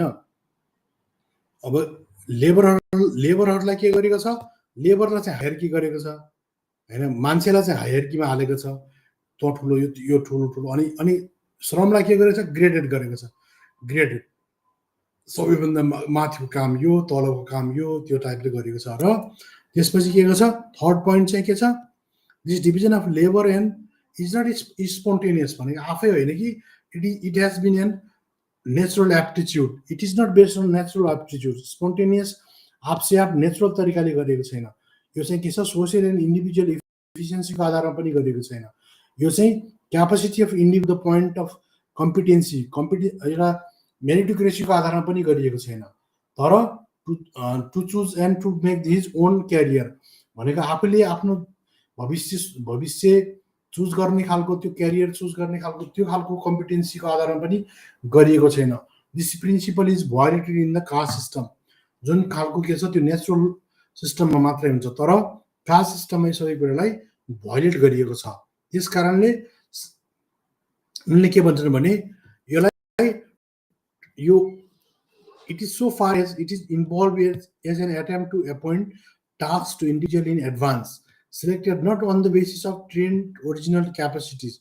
यो क्यापासिटी को बेसमा गरिएको छैन, त्यस कारणले गर्दा सोशल स्ट्याटस अफ द प्यारेन्ट्सको गरिएको छ भनेको it is on that on of the social status of the parents भनेको बाबुआमाको जुन स्ट्याटस छ र उनीहरूले जुन काम गरिरहेका छन् त्यसैको आधारमा यसलाई हैन छोराले जन्मनुभन्दा अगाडि नै उसको पनि डिसाइड प्रिडिटर्मिन हुने गर्छ हैन। त्यस कारणले के हो स्ट्रेटिफाइड अकुपेसन हुने गर्छ। त्यो रिजल्ट अफ कास्ट सिस्टम, त्यो कास्ट सिस्टमले गर्दा यस्तो खालको हुन्छ। तर इन्डस्ट्रीले के जब औद्योगिकरण हुन्छ, औद्योगिकरणले यो कुरालाई मान्दैन, free to change his occupation. जब इन्डस्ट्रियल रिभोल्युसन भयो युरोपमा, उनीहरूले के गरे free to change his occupation, सामन्तवादले घुडा टेक्यो। अनि त्यहाँ चाहिँ हैन गाउँबाट के भयो लेबरहरू सहर गएर आफ्नो जस्तो मन लाग्यो त्यही काम गर्न थाले, without such freedom of adjust himself to change circumstances. परिस्थिति अनुसार उनीहरूले आफ्नो जे काम भेटिन्छ त्यो काम गर्ने सुविधा इन्डस्ट्रीले दिन्छ। तर it would be impossible for him to gain his livelihood. तर कास्ट सिस्टमले गर्दा के हुन्छ यस्तो खालको कुराहरू उसको जीवन यापन गर्नलाई यस्तो खालको कुराहरू गर्न इम्पोसिबल हुन्छ। Now the caste system will not allow Hindus to take to occupations हैन, to take to occupations where there are wanted भनेको कास्ट सिस्टमले गर्दा हिन्दू डगमाले गर्दाखेरि उनीहरूले चाहेको चाहिँ पेसाहरू गर्न सक्दैनन्। र if they do not belong to them by heredity भनेको बाबुआमाले त्यही काम यदि उनीहरूले गरेनन् भने if Hindu is the sense to strike भनेको भोकै मर्ने स्थिति आउँछ र उसले तैपनि उसले नयाँ अकुपेसन गर्ने स्थिति हुँदैन। Not assign to his caste, उसले जातमा आधारित भन्दा फरक काम गर्न सक्दैन। त्यस कारणले गर्दा हैन the reason is to found in the caste system. त्यो के हो कारणले गर्दा त्यसको कारण चाहिँ कारण तत्त्व के हो जात व्यवस्था हो। र बाई नट पर्मिटिङ रिएडजस्टमेन्ट अफ अकुपेसन, उनीहरूले त्यो रिएडजस्टमेन्ट भनेको आफूले मन लागेको कुराहरू पेसा चाहिँ उनीहरूले गर्न पाउँदैनन्। र त्यस कारणले गर्दा कास्टले के गर्छ division of labour about by the caste system is not a division of based on choice. उनीहरूले चोइसको आधारमा चाहिँ उनीहरूले पेसा हैन चुज गर्न पाउँदैनन्। त्यसले गर्दा इन्डिभिजुअल सेन्टिमेन्टलाई किल गर्छ, लस गर्छ। इन्डिभिजुअल प्रिफरेन्सलाई पनि त्यसले त्यसमा कुनै ठाउँ हुँदैन, किनभने त्यो डगमा प्रिडिस्टिन भनेको भाग्यवादी सिस्टमले गर्दाखेरि त्यो कुराहरूलाई उनीहरूले हैन उनीहरूको प्रेफरेन्स अनुसार चुज अनुसार सेन्टिमेन्ट अनुसार उनीहरूले पेसा चुज गर्ने अधिकार बिल्कुल लस हुन्छ। त्यसले गर्दा के हुन्छ इट इज हैन अनि के हुन्छ greatest evil of the industrial system, औद्योगिक सिस्टमको सबैभन्दा ठुलो यिनीहरू त्यसकारण दुश्मन हुने गर्छन् र त्यसले गरिबी दुःख सबै कुराहरू ल्याउँछ र त्यसले के गर्छ उनीहरूलाई ध्वस्त पार्ने गर्छ र डिग्रेडेड द हिन्दू सिस्टमले उनीहरूलाई बिल्कुल उनीहरूलाई डिग्रेड गर्ने गर्छ। डिग्रेडेड भनेको नाश छत विच्छत पार्ने गर्छ। त्यस कारणले गर्दा यो हैन ब्लाइटिङ इफेक्ट भन्छ यसलाई के हैन, यसले गर्दा ध्वस्त पार्ने गर्छ र त्यो कारणले गर्दाखेरि यो इकोनोमिक अर्गनाइजेसन त हो कास्ट सिस्टम, तर यो एकदम खतरनाक हार्मफुल इन्स्टिट्युसन हो र यसलाई के गर्छ सबोर्डिनेट भनेको जो तलका मान्छेलाई दोस्रो तेस्रो दर्जाको मान्छेहरू जस्तो उनीहरूलाई पावरबाट सबै कुराहरूबाट आउट गर्ने गर्छ, सिस्टमिक रूपमा आउट गर्ने गर्छ र inclusion to the existence of social rule भनेको सोसियल रुलले गर्दा यसलाई त्यो खालको असर गर्ने गर्छ। त्यस कारणले गर्दा के हुन्छ उनीहरू पूर्ण रूपमा बाइकआउट हुने गर्छन् र उनीहरू सम्पूर्ण रूपमा हुने गर्छन्। त्यस कारणले मार्क्स अब 4 नम्बरमा के छ अन्तर पुस्ता आर्थिक असमानता विरुद्ध मार्क्स वर्ग पुनर्स्थापना भनेको मार्क्सले कसरी पुँजीवादले पुस्ताहरूमा वर्ग असमानता पुनरुत्पादन गर्छ र पुँजीवादी वर्गले आफ्नो सन्ततिहरूलाई सम्पत्ति र पुँजीको हस्तान्तरण गर्छ भनेर छलफल गरे। तर जातीय अर्थतन्त्रमा के हुन्छ भने असमानताको यो पुस्तागत प्रसारण यस तथ्यले जटिल बनाउँछ कि दिव्य जातीय स्थिति भनेको डिभाइन कास्ट सिस्टम जुन भगवानले बनाएको पवित्र कास्ट सिस्टम छ त्यसले आफैमा वंशानुगत छ भन्छ त्यसले गर्दा अम्बेडकरको आलोचनाले जोड दिन्छ कि जाति र धर्म आधारित स्तरीकरणको कठोर प्रणालीको रूपमा काम गर्छ जातले होइन, र जसले सम्पूर्ण समुदायहरूलाई गरिबीको चक्रमा बन्द गर्छ र तिनीहरूको उत्पादकता वा श्रमलाई होइन श्रम क्षमतालाई ध्यान दिँदैन।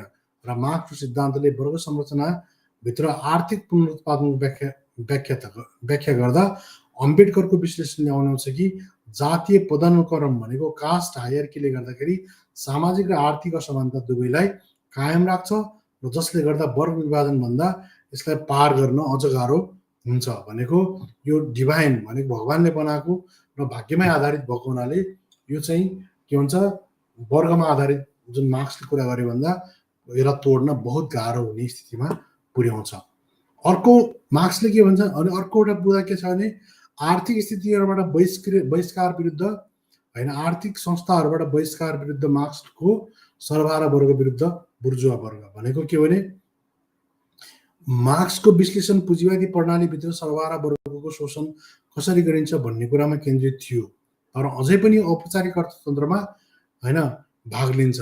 यसको विपरीत जातीय अर्थतन्त्रको अम्बेडकरको आलोचनाले जोड दिन्छ कि तल्लो जातिहरू विशेष गरी दलितहरू प्राय प्रमुख आर्थिक संस्थाहरू जस्तै व्यापार होइन अनि शिक्षा प्रणाली औपचारिक श्रम बजारहरूमा पूर्ण रूपमा बहिष्कार हुन्छन्, जस्तो फुड सेक्टरबाट भयो होइन टुरिज्म सेक्टरहरूबाट भयो। अब योहरूबाट पूर्ण रूपमा उनीहरू के हुन्छन् फेज आउट हुन्छन्। अनि यो बहिष्कार केवल आर्थिक मात्र होइन तर सामाजिक र कर्मकाण्डीय पनि छ, जसले तल्लो जातिहरू उत्पादक अर्थतन्त्रबाट पूर्ण रूपमा बाहिर रहने गर्छन् र जुन मार्क्सले आफ्नो वर्ग सङ्घर्ष मोडेललाई उल्लेख गरेनन्। यसले राष्ट्रहरूको आर्थिक वृद्धि र एकतामा उनीहरूको सहभागितालाई पनि रोक्छ र जसलाई मार्क्सले विश्लेषण व्यवस्था त नभनौँ तर विश्लेषण उनले गर्न सक्ने स्थिति भएन र गरेनन् पनि। अनि उनले व्यवस्था गरे र अर्थतन्त्रमा हिंसा र सामाजिक नियन्त्रण विरुद्ध वर्गीय दमनको साधनको रूपमा मार्क्सले राज्यलाई बुर्जुवा वर्गले कानुन प्रहरी र सैन्य शक्ति मार्फत सर्वहारा वर्गमाथि नियन्त्रण कायम राख्न प्रयोग गर्ने उपकरणको रूपमा मार्क्सले हेरे। तर त्यस्तै गरी जातीय अर्थतन्त्रमा के हुन्छ उच्च जातहरूले तल्लो जातमाथि आफ्नो आर्थिक प्रभुत्व कायम राख्न हिंसा र सामाजिक नियन्त्रण प्रयोग गर्ने गर्छन्। यद्यपि अम्बेडकरले जात व्यवस्था लागू गर्न प्रयोग गरिने हिंसा केवल आर्थिक मात्रै होइन तर सामाजिक र धार्मिक प्रकृति पनि हो भनेर औँल्याएर यो आलोचनालाई विस्तार गरे। सामाजिक बहिष्कार, धार्मिक प्रतिबन्ध र भौतिक हिंसाको खतराले जातीय आर्थिक नियन्त्रण कायम राख्नु सुनिश्चित गर्छ, जसले यसलाई मार्क्सले वर्ग वर्णन गरेको वर्गीय दमनभन्दा बढी कपटी र व्यापक बनाउँछ। यसले उत्पीडनको अर्को तह थप्छ जुन मार्क्स सिद्धान्तले पूर्ण रूपमा सम्बोधन बिल्कुल गर्दैन। त्यसकारणले प्रमुख विशेषताहरूको तुलनाको निष्कर्ष के हो भने आर्थिक असमानताको मार्क्सको विश्लेषण वर्ग सङ्घर्ष र पुँजीवादद्वारा श्रमको शोषणको वरिपरि केन्द्रित छ, जबकि जातीय अर्थतन्त्रको अम्बेडकरको आलोचनाले दक्षिण एसियामा सामाजिक र आर्थिक स्तरीकरणको जटिल प्रणाली प्रकट गर्ने गर्छ र जात व्यवस्था केवल के भन्छ आर्थिक कारकहरूभन्दा बाहिर काम गर्छ, जस्तै धर्म, जातमा र इकोनोमी तिनटै कुरामा होइन आधारित अनुष्ठाकर्तासँग गाँसिएको कठोर पदानुक्रम समाज सिर्जना गर्न जहाँ आर्थिक र भूमिकाहरू पूर्व निर्धारित हुन्छन् र पुस्ताहरूमा लागू पनि हुन्छन् र हस्तान्तरण हुन्छ। त्यसकारणले अम्बेडकरको आर्थिक दर्शन मार्क्सको वर्ग विश्लेषणभन्दा बाहिर फैलिएको छ। जाति, वर्ण, वर्ग र धर्ममा गहिरो रूपमा जरा गाडेको सामाजिक असमानतालाई सम्बोधन गर्दै जुन मार्क्सको सिद्धान्तले दक्षिण एसियाली सन्दर्भमा पूर्ण रूपमा सम्बोधन गरेको छैन। र मार्क्सको वर्ग आधारित विश्लेषणलाई अम्बेडकरको जातमा केन्द्रित सिद्धसँग तुलना गरेर यो खण्डले जातीय अर्थतन्त्रको अद्वितीय सामाजिक आर्थिक चुनौतीहरूलाई हाइलाइट गर्छ र अम्बेडकरको आर्थिक सिद्धान्तहरूले यो प्रणालीगत मुद्दाहरूलाई कसरी सम्बोधन गर्ने राख्छ भन्ने बारेमा छलफल स्थापित गर्छ। साथै यसले लेनिनको राज्य पुँजीवादमा आधारित नेप र युरोपेली नवोदारवादी पुँजीवादी नीतिहरू दक्षिण एसियामा सम्बोधन गर्न असफलतासँग व्यावहारिक तुलनाको लागि पनि ढोका खोल्ने गर्छ। यो त भयो के भयो, यो इकोनोमी बेस अम्बेडकर र मार्क्सको होइन उनीहरूको एउटा हेर्ने तरिका। सँगसँगै अम्बेडकरले के छ भने दलितहरूका लागि जात एक भौतिक प्रश्न मात्रै होइन, त्यो शक्ति नियन्त्रणको रूपमा पनि डाक्टर अम्बेडकरले यसलाई लिएका छन्। जस्तै पहिचान र संस्कृतिको रूपमा जातभन्दा बाहिर भौतिक प्रश्न र शक्ति नियन्त्रणको कुरा पनि हो भन्ने कुरा उनले आउँछन्। जस्तो जातलाई प्राय पहिचानको राजनीतिको लेन्सबाट बुझिन्छ, जसले जातीय होइन सम्बद्धताको सांस्कृतिक र सामाजिक आयामहरूलाई जोड दिन्छ। यद्यपि दलितहरूका लागि केवल पहिचानलाई पार गर्छ, एक भौतिक प्रश्न हो जसले उनीहरूको आर्थिक वास्तविकता र जीवनको अवसरहरूलाई आकार दिन्छ। जातद्वारा लगाइएका प्रणालीगत अवरोधहरूले स्रोतहरूमा पहुँच, रोजगारीका अवसर र सामाजिक गतिशीलतालाई असर गर्छ, जसले गरिबी र वयस्क सिर्जना गर्छ, जुनबाट उम्कन गाह्रो हुन्छ। एक नम्बर। अर्को, आर्थिक स्रोत र जातीय स्थिति। दक्षिण एसियामा जमिन, पुँजी र रोजगारी जस्ता आर्थिक स्रोतहरू उच्च जातहरूलाई असमान रूपमा बाँडफाँड गरिन्छ, जबकि तल्लो जातहरू विशेष गरी दलितहरू व्यवस्थित रूपमा सीमान्तकृत हुन्छन्। यो आर्थिक बहिष्कार केवल सामाजिक मान्यताहरूको परिणाम मात्र होइन, तर आर्थिक असमानतालाई बलियो बनाउने जाति व्यवस्थाको आधारभूत पक्ष हो। र दलितहरूका लागि स्रोतहरूमा पहुँचको अभावले माथिल्लो गतिशीलताको लागि सीमित अवसरहरूलाई अनुमोदन गर्छ र होइन अनुमोदन गर्छ र अनि यसले के गर्छ, अनि आधारभूत पक्ष हो र यसलाई के गर्छ, अनुमोदन गर्ने पनि गर्छ र अन्तर्पुष्ट गरिबीलाई निरन्तरता दिन्छ। 2 नम्बर, पहिचान राजनीति बनाम भौतिक अवस्थाहरू। जस्तो पहिचानको राजनीतिको बहसले प्राय पहिचान र प्रतिनिधित्वलाई जोड दिन्छ। सांस्कृतिक र सामाजिक पहिचानको आधारमा सीमान्तकृत समुदायहरूको अधिकारको वकालत गर्छ। जस्तो नेपालका आदिवासी जनजातिहरू प्राय यसैमा रुमल लिने गर्छन्। तर दलितहरूले सामना गर्ने अन्यायलाई सम्बोधन गर्न यो दृष्टिकोण आवश्यक भयो नि यसले उनीहरूको उत्पीडनलाई निरन्तरता दिने अन्तर्निहित आर्थिक वास्तविकताहरूलाई किनारा लगाउने जोखिम राख्छ। पहिचानको राजनीतिको अम्बेडकरको आलोचनाले जातको व्यापक बुझाइले यसबाट उत्पन्न हुने आर्थिक असमानताहरूमा ध्यान केन्द्रित गर्न आवश्यक छ भन्ने सुझाव दिन्छ। यो दृष्टिकोणले जातीय पहिचानलाई मात्र मान्यता दिनेबाट दलितहरूको सामाजिक आर्थिक उन्नतिका साथै बाधा पुर्याउने भौतिक अवस्थाहरूलाई सम्बोधन गर्नेतर्फ परिवर्तन गर्न आग्रह गर्छ। दलित समुदायको वास्तविक उत्थानका लागि आर्थिक सशक्तिकरण र स्रोतहरूमा समान पहुँच आवश्यक छ भन्ने कुरालाई जोडदार तरिकाले होइन भोइस रेज गर्ने गर्छ अम्बेडकरको जुन विचारधारा छ। अर्को 3 नम्बर, मार्क्सको आर्थिक निर्धारणवाद, आधार र अधिसंरचना। यसमा के छ, आर्थिक आधार र सामाजिक अधिसंरचना विरुद्धको अन्तर्क्रियालाई मार्क्सवादी सिद्धान्तहरूको दृश्य प्रतिनिधित्व। यो रूपरेखाले हामीलाई आर्थिक अवस्थाले सामाजिक विचारधारालाई कसरी आकार दिन्छ भनेर बुझ्न मद्दत गर्छ।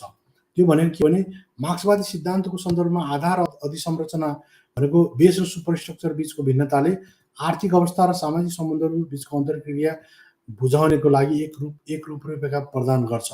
र मार्क्सको अनुसार आधार भनेको समाजको आर्थिक संरचना, उत्पादन साधनसहित यी मौलिक रूपमा अधिसंरचनाहरू जस्तै सामाजिक, राजनीतिक र वैचारिक प्रणालीहरूलाई आकार दिन्छ भनेको बेसले सुपरस्ट्रक्चरलाई डिफाइन गर्छ भन्ने कुरालाई मार्क्सवादी आर्थिक निर्धारणवादी थ्योरीले चाहिँ भन्छ। तर मार्क्सको आर्थिक निर्धारणवादले भौतिक अवस्थाहरूले सामाजिक सम्बन्ध र संरचनालाई निर्देशित गर्छ भन्ने कुरालाई मान्छ। यद्यपि अम्बेडकरले यस ढाँचाको आलोचना गर्दै यो कुरालाई प्रकाश पार्छन् कि दक्षिण एसियामा जातले वर्गसँग होइन जातले के गर्छ, वर्गसँग मिल्ने उत्पीडनको अतिरिक्त तहको रूपमा काम गर्छ भनेको मार्क्सले विश्लेषणको प्राथमिक विधिको रूपमा वर्ग सङ्घर्षमा ध्यान केन्द्रित गर्दा अम्बेडकरले जोड दिन्छन् कि जातले आर्थिक आधारभित्र काम गर्छ जसले अद्वितीय सामाजिक सम्बन्धहरू सिर्जना गर्छन् र जुन केवल वर्गको लेन्सबाट बुझ्न सकिँदैन। त्यसकारण जाति, आर्थिक आधार र सामाजिक संरचना दुवैको अभिन्न अङ्ग बन्छ जसले शक्ति र उत्पादनको गतिशीलतालाई जटिल बनाउँछ भनेर उनी भन्ने गर्छन्। त्यो भनेको के भने म तपाईँलाई अम्बेडकरको अर्को एउटा भोल्युमबाट म तपाईँलाई अर्को चिज देखाउन चाहन्छु। अम्बेडकरको यो भोल्युम होइन 17 को पार्ट 3 मा के भन्छन् भने जस्तो हाउतीले के भनेका छन् भने डक्टर अम्बेडकरले चाहिँ सर्वहारा श्रमिक वर्ग दलित वर्गहरूले दलितको लागि चाहिँ के अरे पुँजीवादी व्यवस्थामै रहेर उनले दलितको मुक्ति खोजे र त्योबाट नसकेपछि उनले धर्म परिवर्तन गरेर दलितको मुक्ति खोजे र त्यो भनेका छन्। अर्को के भनेका छन् भने भारतीय शासन व्यवस्थामा बसेका जुन शासकीय मान्छेहरूको चाहिँ जातीय चरित्रको बारेमा बोले उनले तर वर्गीय चरित्रको बारेमा बोलेनन् भन्ने अर्को भरम छरेका छन् हाउतीले। म त्यसलाई के कुरा क्लियर गर्न चाहन्छु भने डक्टर अम्बेडकरले यो बकाइदा चाहिँ 1938 मा है रेलवे अफ जिआइपी रेलवे भन्ने जुन छ यहाँ उनले 12 and 13 फेब्रुअरी 1938 मा दलित कामगार नगर भनेको दलित श्रमिक वर्गहरूको संगठनमा उनले के भन्छन् भने there are in my view two enemies which the worker of the country भनेको यो देशका जुन श्रमिक वर्गहरू दलित श्रमिक वर्गहरूले दुईटा कुरा विरुद्ध लड्नु जरुरी छ। दुईटा दुश्मन छन्, त्यो दुईटा दुश्मन हुन् एउटा ब्राह्मणिजम अर्को क्यापिटलिजम। ब्राह्मणिजमले के गर्छ, ब्राह्मणिजमले उनीहरूलाई जस्तो कुनै वर्गलाई चाहिँ प्रिभिलेज पोजिसनमा राख्छ र केहीलाई के गर्छ होइन उनीहरूलाई के गर्छ डिनाइ गर्छ होइन सर्ट एन्ड अदर इक्वालिटी अपर्च्युनिटीबाट उनीहरूलाई डिनाइ गर्ने गर्छ भनेको उनीहरूलाई त्यहाँबाट फेज आउट गर्ने गर्छ। त्यस कारणले गर्दा उनीहरूको सोसियल राइट्स भनेको सोसियल राइट्स भनेको के हो इन्टर डाइनिङ र inter marriage in social dining social rights हुन्। सिभिल राइट्स भनेको के हो use of public school public wells public होइन कन्भेन्स अनि public restaurant matter of civil right यिनीहरू चाहिँ के हुन् सिभिल राइट्सहरू हुन् भनेको पब्लिक राइट्सहरू हुन्। पब्लिक राइट्स सिभिल राइट एउटै हो। Everything which is intended for public or maintain out of public fund must be open to every citizen. त्यो सबै कुराहरूलाई के हुन्छ उनीहरूलाई त्यहाँबाट फेज आउट गर्ने गर्छ। त्यसरी त्यो फेज आउट गर्ने भएको हुनाले के हुन्छ भने millions of home this civic rights are denied भनेको दलित र आदिवासी शूद्रहरूलाई धेरै यो सिभिक राइट्सबाट र पब्लिक राइट्सबाट यिनीहरूलाई डिनाइ गर्ने गर्छ र त्यो काम कसले गर्छ ब्राह्मणवादले गर्छ। र can anybody doubt that this is the result of Brahmanism भनेको कसैलाई पनि यसको डाउट छैन होला कि ब्राह्मणिजमले यो गरेको भन्ने कुरामा। र अर्को उनले के भन्छन् भने यो ओम्नी प्रेजेन्ट भनेको जहाँसुकै पाइने सर्वव्यापी ब्राह्मणिजमले गर्दाखेरि उनीहरूलाई इकोनोमिक अपर्च्युनिटीबाट पनि आउट गर्ने गर्छ। त्यस भनेको ब्राह्मणिजमले क्यापिटलिजमसँग पनि दोस्ती गरेको हुन्छ। त्यस कारणले गर्दा उनीहरूले अरू दलित भएकै कारण अनटचेबल भएकै कारणले गर्दा उनीहरूले ब्राह्मणिजमकै कारणले उनीहरूले क्यापिटलिजमबाट पनि हात धुनुपर्ने स्थिति हुन्छ भनेर उनले भन्छन्। त्यो कारण के देखाउँछन् जस्तो अपर्च्युनिटी र होइन अपर्च्युनिटी अफ ट्रेनिङ वर्क भनेको काम पाउने अपर्च्युनिटी र प्रोस्पेक्ट होइन matter of security and service भनेको त्यो जुन उनीहरूको पर्सपेक्टिभ छ सेक्युरिटी र सर्भिस पाउने त्यो पनि उनीहरूको हराउने गर्छ। र उनले त्यसको लागि कारण के भन्छन् depress class worker is sort out by reason of fact that he is an untouchable भनेको अछुत भएकै कारणले गर्दा उनीहरूलाई योबाट आउट हुने गरिन्छ। त्यस कारण उनले दुईवटा उदाहरण दिन्छ एउटा कटन इन्डस्ट्रीको दिन्छन् एउटा रेलवेको दिन्छन्। कटन इन्डस्ट्रीमा उनले के भन्छन् भने दलितहरूलाई चाहिँ अछुत भएको हुनाले गर्दाखेरि उनीहरूलाई त्यो चर्खा घुमाउने काम मात्रै दिइन्छ के तर उनीहरूलाई त्यो काट्ने काम हुन्छ नि धागो काट्ने काम दिन्छ। धागो काट्दाखेरि थुक प्रयोग गर्नुपर्ने हुन्छ थुक प्रयोग गर्दाखेरि के हुन्छ अपवित्र हुन्छ भनेर उनका जो सवर्ण खालका जुन पात्रहरू हुन्छन् साथीहरूले उनीहरूलाई सँगै राख्न मान्दैनन् के तर चर्खा घुमाउने काममा चाहिँ उनीहरूलाई त्यो मात्रै काम साउले दिने गर्छ। त्यो किन गर्छ भने उनीहरूलाई त्योमा थुक प्रयोग गर्नु पर्दैन। अनि त्यसपछि अर्को कुरा के हुन्छ भने त्यो चर्खा घुमाउने काममा चाहिँ के हुन्छ भने स्यालेरी कम हुन्छ। र अर्को इन्ट्रेस्टिङ कुरा डक्टर अम्बेडकरले के भन्छन् भने ती अप्पर कास्टका मान्छेहरू कास्ट हिन्दू वर्करहरूले चाहिँ मुस्लिमसँग काम गर्न चाहिँ उनीहरू खुसी हुन्छन् तर अनटचेबलसँग चाहिँ गर्न रुचाउँदैनन् भन्ने एउटा उदाहरण त्यो दिन्छन्। अर्को उनले रेलवेमा दिन्छन्। रेलवेमा के हुन्छ भने दलितहरूलाई ग्याङम्यान मात्रै काम दिइन्छ किनभने ग्याङम्यान गराउँदाखेरि पोर्टरको पोर्टरको काम चाहिँ दिइँदैन। किनभने पोर्टरको काम गर्दाखेरि के हुन्छ भने कहिलेकाहीँ हाकिमहरूको घरमा गएर खानासाना पकाउनु पर्ने डोमेस्टिक सर्भेन्टको रूपमा काम गर्नुपर्ने हुन्छ। त्यसले गर्दाखेरि के हुन्छ भने घरभित्र छिर्नु दलितहरूलाई दिइँदैन। त्यसकारण उनीहरू पोर्टर हुने चान्स कम हुन्छ र उनीहरूलाई ग्याङमा काम गराइन्छ। अनि अझ उनले यहाँ के भन्छन्, अनि यो मेसिन क्लास मेसिनरी बनाउनु दिइँदैन, फोरम्यान हुन दिइँदैन, चेयरम्यान इन द वर्कसप हुन दिइन्छ, तर कुल्ली बनाउनु मात्रै काम गर्न दिइन्छ। त्यस कारणले गर्दा उनीहरूलाई के हुन्छ, ब्राह्मणिजमले र क्यापिटलिजमको यिनीहरूको एक आपसमा के छ, ओभरल्यापिङ छ कि। हाउतीले भने जस्तो ब्राह्मणिजमले क्यापिटलिजमलाई खाएको होइन कि क्यापिटलिजमले ब्राह्मणिजमलाई खायो होइन, ब्राह्मणिजमले चाहिँ क्यापिटलिजमलाई खायो। हिजो फ्युडलिजमलाई खायो, फ्युडलिजमलाई खायो, सामन्तवादलाई खायो, आज पुँजीवादलाई खायो, भोलि समाजवाद।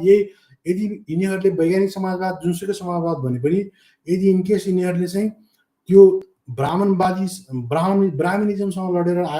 लडेनन् भने त्यो आउने समाजवाद या साम्यवाद पनि के हुन्छ, ब्राह्मणिकल सोसियलिजम हुन्छ या ब्राह्मणिकल कम्युनिजम हुन्छ। त्यस कारणले यिनीहरूले आहुतिले जुन प्रिस्क्राइब गरेको छन् लास्टमा चाहिँ उपाय भन्ने छ होइन। उपायहरूमा चाहिँ 2 नम्बर पोइन्टमा के छ भने, 1 नम्बर पोइन्टमा के छ भने पुँजीवादी व्यवस्थाबाट समाजवादी व्यवस्थामा गएपछि दलितहरूको चाहिँ मुक्ति हुन्छ भन्ने छ। त्यो बिल्कुल बकवास हो। उनीहरूले पुँजीवाद र ब्राह्मणवाद दुईटैसँग त्यो लड्नुपर्ने हुन्छ, अनि मात्रै उनीहरूको सम्भव हुने कुरा हामी यहाँ पाउन सक्छौँ। त्यसै गरेर अब अर्को कुरा के छ भने जातीय र वर्गको अन्तर्सम्बन्ध के छ। दलितहरूको लागि जात र वर्गको अन्तर्सम्बन्धको अर्थ जातमा आधारित भेदभावलाई सम्बोधन नगरी आर्थिक मुक्ति हुनै सक्दैन। अम्बेडकरको तर्क छ कि वास्तविक सामाजिक न्याय प्राप्त गर्न आर्थिक सुधारहरूले जाति व्यवस्थाको संरचनात्मक असमानतालाई उन्मूलन गर्नुपर्छ। यसको लागि जातलाई सामाजिक पहिचानको रूपमा मात्र नभई आर्थिक परिणामहरूलाई प्रत्यक्ष असर गर्ने भौतिक प्रश्नको रूपमा पनि पहिचान गर्न आवश्यक छ।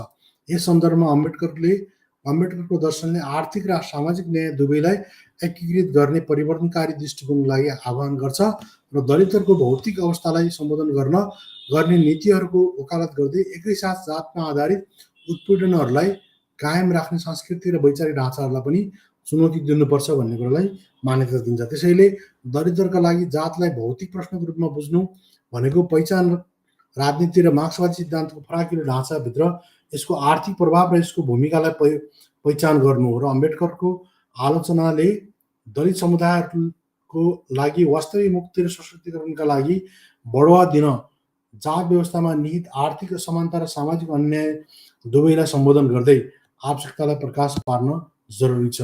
यो एकीकृत दृष्टिकोणले पहिचानको राजनीति र मार्क्सवादको आर्थिक निर्धारणवाद दुवैको सीमिततालाई चुनौती दिन्छ र दक्षिण एसियामा जातको जटिलतालाई सम्बोधन गर्न व्यापक रणनीतिको वकालत पनि यसले गर्नेछ।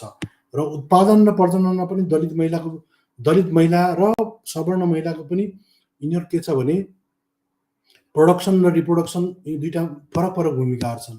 त्यो फरक भूमिका भनेको के भने जस्तो तपाईँ देख्न सक्नुहुन्छ यो फिगरमा, यसमा के हुन्छ भने जस्तो जो दलित महिला हो त्यसले के गर्नुपर्छ, रिप्रोडक्सन र प्रोडक्सन दुईटैमा भाग लिनुपर्ने हुन्छ कि उसले श्रमको काम पनि गरेर हुन्छ अनि बच्चा जन्माउने कामहरू घरैसी काम पनि गरेर हुन्छ कि। तर सवर्ण महिलाहरू के गर्छन्, उनीहरूले प्रोडक्सनको काम गर्छन् तर होइन के अरे रिप्रोडक्सनको काम त गर्छन् तर चाहिँ के गर्छन्, प्रोडक्सन काम चाहिँ गर्छन् तर रिप्रोडक्सन काम चाहिँ उनीहरूले रिप्रोडक्सन काम चाहिँ गर्छन् तर प्रोडक्सन काम चाहिँ उनीहरूले गर्दैनन्। यस कारणले गर्दाखेरि यो चाहिँ उनीहरूमा पनि यो संरचनागत फरकको यी तपाईँ देख्नुहुन्छ। जस्तो यो मम भयो होइन, अब यिनीहरूलाई के हुन्छ भने अब यिनीहरूलाई घरमा सजाउ हुने, यताउता सिँगार पटार गर्ने दुनियाँ फेसिलिटी हुन्छ, तर दलित महिलाहरूलाई त्यो खालको फेसिलिटीहरू हुँदैन कि उनीहरूले प्रोडक्सन रिप्रोडक्सन दुइटै सँगसँगै साथ गर्नुपर्ने हुन्छ। दलित महिला उत्पादन र प्रजनन दुवैमा सक्रिय सहभागी हुनुपर्छ। सवर्ण महिला प्रजनन भूमिकामा मात्रै सीमित हुने गर्छन्। अर्को उत्पादनमा मार्क्सको ध्यानको आलोचना यिनीहरू भए। अर्को मैले तपाईँलाई भनिहालेँ, ब्राह्मणवाद र पुँजीवादी अनुसूचित जाति मजदुरका शत्रुहरू भनेको तल्लो जातका मजदुरहरूको लागि ब्राह्मण र पुँजीवाद दुईटै के हुन्, शत्रुहरू हुन् भन्ने मैले तपाईँलाई भनिसकेँ। त्यो भने ब्राह्मणवाद भनेको के हो? सामाजिक र आर्थिक दमनको प्रणाली हो। श्रम शोषणको लागि जातीय एक उपकरणको रूपमा अम्बेडकरले तर्क गरे कि जातीय पदानुक्रमलाई समर्थन गर्दै ब्राह्मणवादले तल्लो जातका समुदायहरू विशेष गरी दलितहरूलाई सबैभन्दा तुच्छ र अपमानजनक कामहरू दिएर दलितलाई के गर्छ? दमनलाई निरन्तरता दिन्छ। यो कठोर सामाजिक व्यवस्थाले उनीहरूलाई हातले फोहोर उठाउने, कृषि श्रम र अन्य प्रकारका दासत्व जस्ता पेसामा सीमित गरेर माथिल्लो गतिशीलताको लागि कुनै अवसर दिएन र आर्थिक स्रोतहरूको स्वीकृति पनि गर्छ। जस्तो ब्राह्मणवादले के गर्छ? दलितहरूलाई भूमि, शिक्षा र स्रोतहरूमा पहुँचबाट वञ्चित गर्ने गर्छ, जसले गर्दा उनीहरू उच्च जातमा निर्भर रहन्छन् र यो सामाजिक धार्मिक व्यवस्थाले दलितहरूको श्रममाथि नियन्त्रण कायम राख्छ र जसले सामाजिक र आर्थिक असमानता दुवै बलियो हुन्छ। यो अधीनताले मजदुरहरूको स्थायी तल्लो वर्ग सिर्जना गर्छ र जसले शोषक धार्मिक र सांस्कृतिक मान्यताहरूलाई जायज ठान्ने गर्छ। अर्को के गर्छ? श्रम एकताको प्रतिरोध गर्छ। समाजलाई कठोर जन्म आधारित समूहहरूमा र ब्राह्मणवादले जातिमा श्रमिकहरूको एकतामा बाधा पुर्याउँछ। यी विभाजनले मजदुरहरू बीचको कुनै पनि सम्भावित सामूहिक सौदाबाजी शक्तिलाई कमजोर बनाउँछ र जसले गर्दा उच्च जातका अभिजात वर्ग र पुँजीपतिहरूलाई उनीहरूको शोषण गर्न सजिलो हुन्छ र यस अर्थमा ब्राह्मणवाद अनुसूचित जाति मजदुरहरूको शत्रु थियो, किनभने यसले धार्मिक कर्तव्य भनेको रिचुअल ड्युटीको नाममा उनीहरूको शोषणलाई स्थापित गर्ने गर्छ। अर्को दुश्मन छ डाक्टर अम्बेडकरले, तपाईँले देख्नु भएको छ। डाक्टर अम्बेडकर क्लियरली के भन्छन्? कामकाजी वर्गले क्यापिटलिजम र ब्राह्मणिजम दुईटा मेन दुश्मन हुन् भन्ने हामी यसै तर्कलाई टेकेर डिस्क्राइब गरेर। पुँजीवादलाई पनि उनले दुश्मन किन मान्छन् भने सामाजिक न्याय बिनाको आर्थिक शोषण गर्छ, भनेको सम्पत्तिको केन्द्रीकरण गर्छ।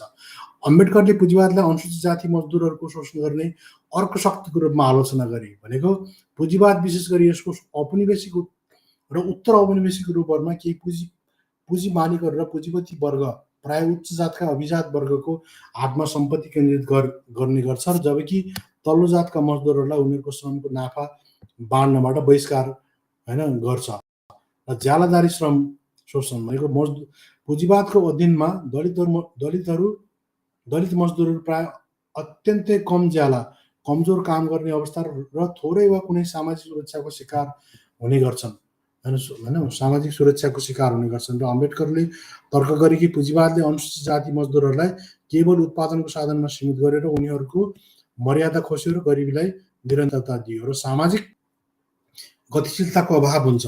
भनेको अम्बेडकरको विश्वास थियो कि पुँजीवादले दलितहरूको उत्थानको लागि थोरै अवसर प्रदान गर्छ, किनकि यसले विद्यमान सामाजिक र आर्थिक असमानतालाई बलियो बनाउँछ र पुँजीवादको संरचनाले जातीय उत्पीडनको प्रणालीगत मुद्दाहरूलाई सम्बोधन गर्दैन, बरु विशेष अधिकार प्राप्त उच्च जाति र उत्पीडित तल्लो जातहरू बीचको आर्थिक विभाजनलाई बढावा दिने गर्छ र ब्राह्मणवाद र पुँजीवाद दोहोरो दमन गर्छन्। जस्तो भनेको ओभरल्यापिङ गरेर यिनीहरूले अझ पेल्ने गर्छन्। भनेको दमनका अन्तर सम्बन्धित प्रणालीहरू अम्बेडकरका लागि ब्राह्मणवाद र पुँजीवाद पृथक प्रणालीहरू थिएनन्, बरु अन्तर सम्बन्धित शक्तिहरू थिए जसले अनुसूचित जाति मजदुरहरूको शोषणलाई निरन्तरता दियो।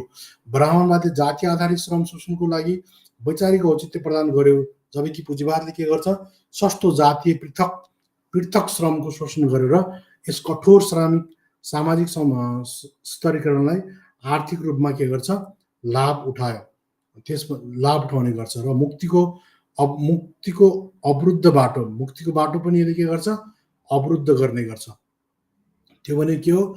ब्राह्मणवादले दलितहरूलाई सामाजिक सम्मान र अधिकार प्राप्त गर्नबाट रोक्छ, जबकि पुँजीवादले उनीहरूलाई गरिबी र शोषणको चक्रमा फसाउँछ। भनेको सर्भाइभल अफ द फिटेस्ट भन्ने जुन थ्योरी छ, यी दुइटैले एउटै थ्योरीमा लगेर दलितलाई लपेट्ने गर्छन् त्यस कारणले गर्दा यो अझ खतरनाक हुने गर्छ र यो प्रणालीहरूले दलितहरूसँग आफ्नो भौतिक अवस्था सुधार गर्न वा दमनकारी सामाजिक आर्थिक व्यवस्थाहरूबाट मुक्त गर्ने कुनै साधन नभएको सुनिश्चित गर्छ। त्यस कारणले गर्दा 1935मा नागपुरमा अनुसूचित जाति मजदुरहरूको दोहोरो शत्रुको रूपमा ब्राह्मणवाद र पुँजीवादको अम्बेडकरको आलोचनाले दक्षिण एसियामा आर्थिक र सामाजिक उत्पीडन कसरी गहिरो रूपमा गाँसिएको छ भन्ने उनको बुझाइलाई प्रकाश पारेको थियो। त्यसकारण दलितहरूको मुक्तिको उनको दृष्टिकोणको पुँजीवादलाई चुनौती दिनु मात्र नभई ब्राह्मणवादी सर्वोच्चताको पूर्ण विघटन गर्न आवश्यक थियो भन्ने उनको ठोस विश्लेषण थियो र यो विश्लेषणले सामाजिक र आर्थिक सुधारको लागि अम्बेडकरको वकालत र श्रम अधिकार र जात उन्मूलन दुवैको लागि उनको जोडको आधार बनाउने गर्छ। यो उपशीर्षकमा समावेश गरेर तपाईँ यस कारणले गर्दा यसले के गर्छ, यसलाई खतरनाक तरिकाले गर्ने गर्छ। अब यसमा के आर्थिक शोषण विरुद्ध संरक्षणलाई, अब यो चाहिँ डाक्टर अम्बेडकरले प्रिस्क्राइब गरेको चिजहरू हो। यसमा म तपाईँलाई सर्टकटमा भनिदिन्छु। यसमा उनले के भन्छन् भने, जस्तो आहुतिले भने जस्तो उनी पुँजीपति थिएनन् के, उनले चाहिँ के भने कन्स्टिट्युसनल स्टेट सोसलिजमको पक्षमा उनको भनाइ थियो। भनेको बिमा या आर्थिक क्षेत्र अनि कृषि क्षेत्रहरू, ठुल्ठुला उद्योग र मेजर साना उद्योगहरू पनि राज्यको उसमा हुनुपर्छ होइन, स्टेटको कन्ट्रोलमा हुनुपर्छ भन्ने चाहिँ उनको भनाइ हो। अनि उनको ल्यान्डलाई चाहिँ कलेक्टिभ फार्मिङ, जस्तो आहुतिले भन्छ नि सामुदायिकरण गर्ने, त्यो भने यहीबाट चोराइ हो। यो कल्टिभेटेड एज कलेक्टिभ फार्मको रूपमा उनीहरूले खेती गर्नुपर्छ भन्ने यो खालको उनीहरूको होइन प्रिस्क्रिप्सन हो। अब साथीहरू म यसलाई बिट मार्न चाहन्छु होइन। यसरी नै के छ भने अम्बेडकरले यी सबै यो जुन कास्ट सिस्टम आधारित जुन कुराहरू छ त्यो कुरालाई चाहिँ उनले जुन यो division of labour with division of labourers या माथिका वर्गहरू जसको के थियो उनको अधिकार के थियो, शिक्षामा सम्पत्तिमा होइन र राजकाजमा पुरै अधिकार भएको मान्छे र यो तलको के थियो यिनीहरूको सेवा गर्ने मान्छे।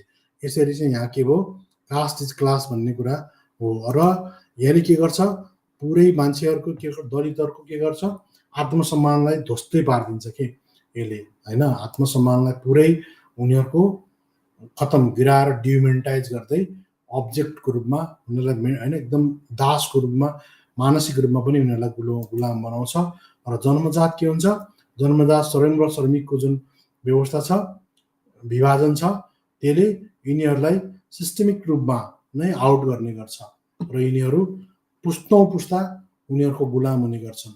र महिलाहरूको हकमा पनि तपाईँ देख्नुहुन्छ, यिनीहरू के छ, रिप्रोडक्सनमा मात्रै भाग लिन्छन् भने यिनीहरू प्रोडक्सन एन्ड रिप्रोडक्सन दुइटैको जिम्मा लिनुपर्ने भएको हुनाले यिनीहरूको काँधमा बढी जिम्मेदारीहरू आउने गर्छ। र यिनीहरू के हुन्छ, यिनीहरू काम परजीवी हुन्छ। परजीवी भनेको प्यारासाइटिक हुन्छ, खालि गफ लगाउने दन्तबाजको काम गर्ने। त्यसपछि उनीहरूले के गर्छन्, यो वेद भाग्य र भगवानको डर देखाएर होइन श्रम नगरेर पुस्तौँ पुस्ता खाने श्रमजीवी वर्ग यिनीहरू चाहिँ देख्नुहुन्छ, यिनीहरू श्रमजीवी वर्ग हुन् होइन भने यिनीहरू परजीवी वर्ग बिचमा यो खालको डिफ्रेन्सेस हुने गर्छ। र यो कास्ट इज मोन्स्टर भनेको जात एउटा के हो, यस्तो खालको राक्षस हो जुन चाहिँ क्रान्ति गरी, यदि मार्क्सवादीहरूले क्रान्ति गरेपछि पनि यदि यसलाई सल्ट्याएन भने यसले उल्टो खाइदिने गर्छ। र यो ब्राह्मणवाद के छ, यो ब्राह्मणवाद चाहिँ यहाँको यो जस्तो मनुस्मृतिहरू यिनीहरूको कारणले गर्दा यो it is matter of rule, यो शासनको व्यवस्था हो। यो युरोपमा जस्तो आस्थाको मात्रै व्यवस्था बिल्कुलै होइन होइन। यो कुरा हामीले बुझ्न जरुरी छ। त्यस कारणले गर्दाखेरि हामीले सबै कुराबाट यदि मुक्ति चाहन्छौँ भने पहिला हामीले के गर्नु जरुरी छ, ब्राह्मणवाद सँगसँगै पुँजीवाद दुइटैसँग लड्न जरुरी छ। अन्यथा चाहिँ हामी फेरि के हुन्छ, आगोबाट निस्केर भुइँमा जागिनेछौँ। र मार्क्सको डिभिजन अफ लेबर यहाँ अपूर्ण छ। यहाँ युरोपको जस्तो होइन सिस्टम छैन। यहाँ चाहिँ क्रमिक असमानतामा आधारित छ, ग्रेडेड छ, हायरकियल छ होइन। त्यो पनि श्रम र श्रमिक दुइटैको, त्यो पनि इनहेरिटेन्ट भनेको जन्मजात आधारमा डिभाइन ल, उनीहरूको के हो, त्यो कन्स्टिट्युसन लमा आधारित मान्छेले बनाएको नियममा आधारित मार्क्सको सिस्टममा छ भने यो चाहिँ डिभाइन जस्टिस वा डिभाइन लमा आधारित छ। त्यसकारण यहाँ ब्राह्मण भएर यहाँ मार्क्सवादीहरूले भने जस्तो कुनै पनि क्रान्ति यहाँ सफल हुँदैन। र ब्राह्मणवाद र मार्क्सवाद डाक्टर अम्बेडकरले भने जस्तै श्रमजीवी वर्गका दुईटा ठुला दुश्मन हुन् भनेरै उनीहरूले स्पष्ट रूपमा किटान गरेरै चाहिँ उनीहरू अगाडि बढ्नुपर्ने हुन्छ।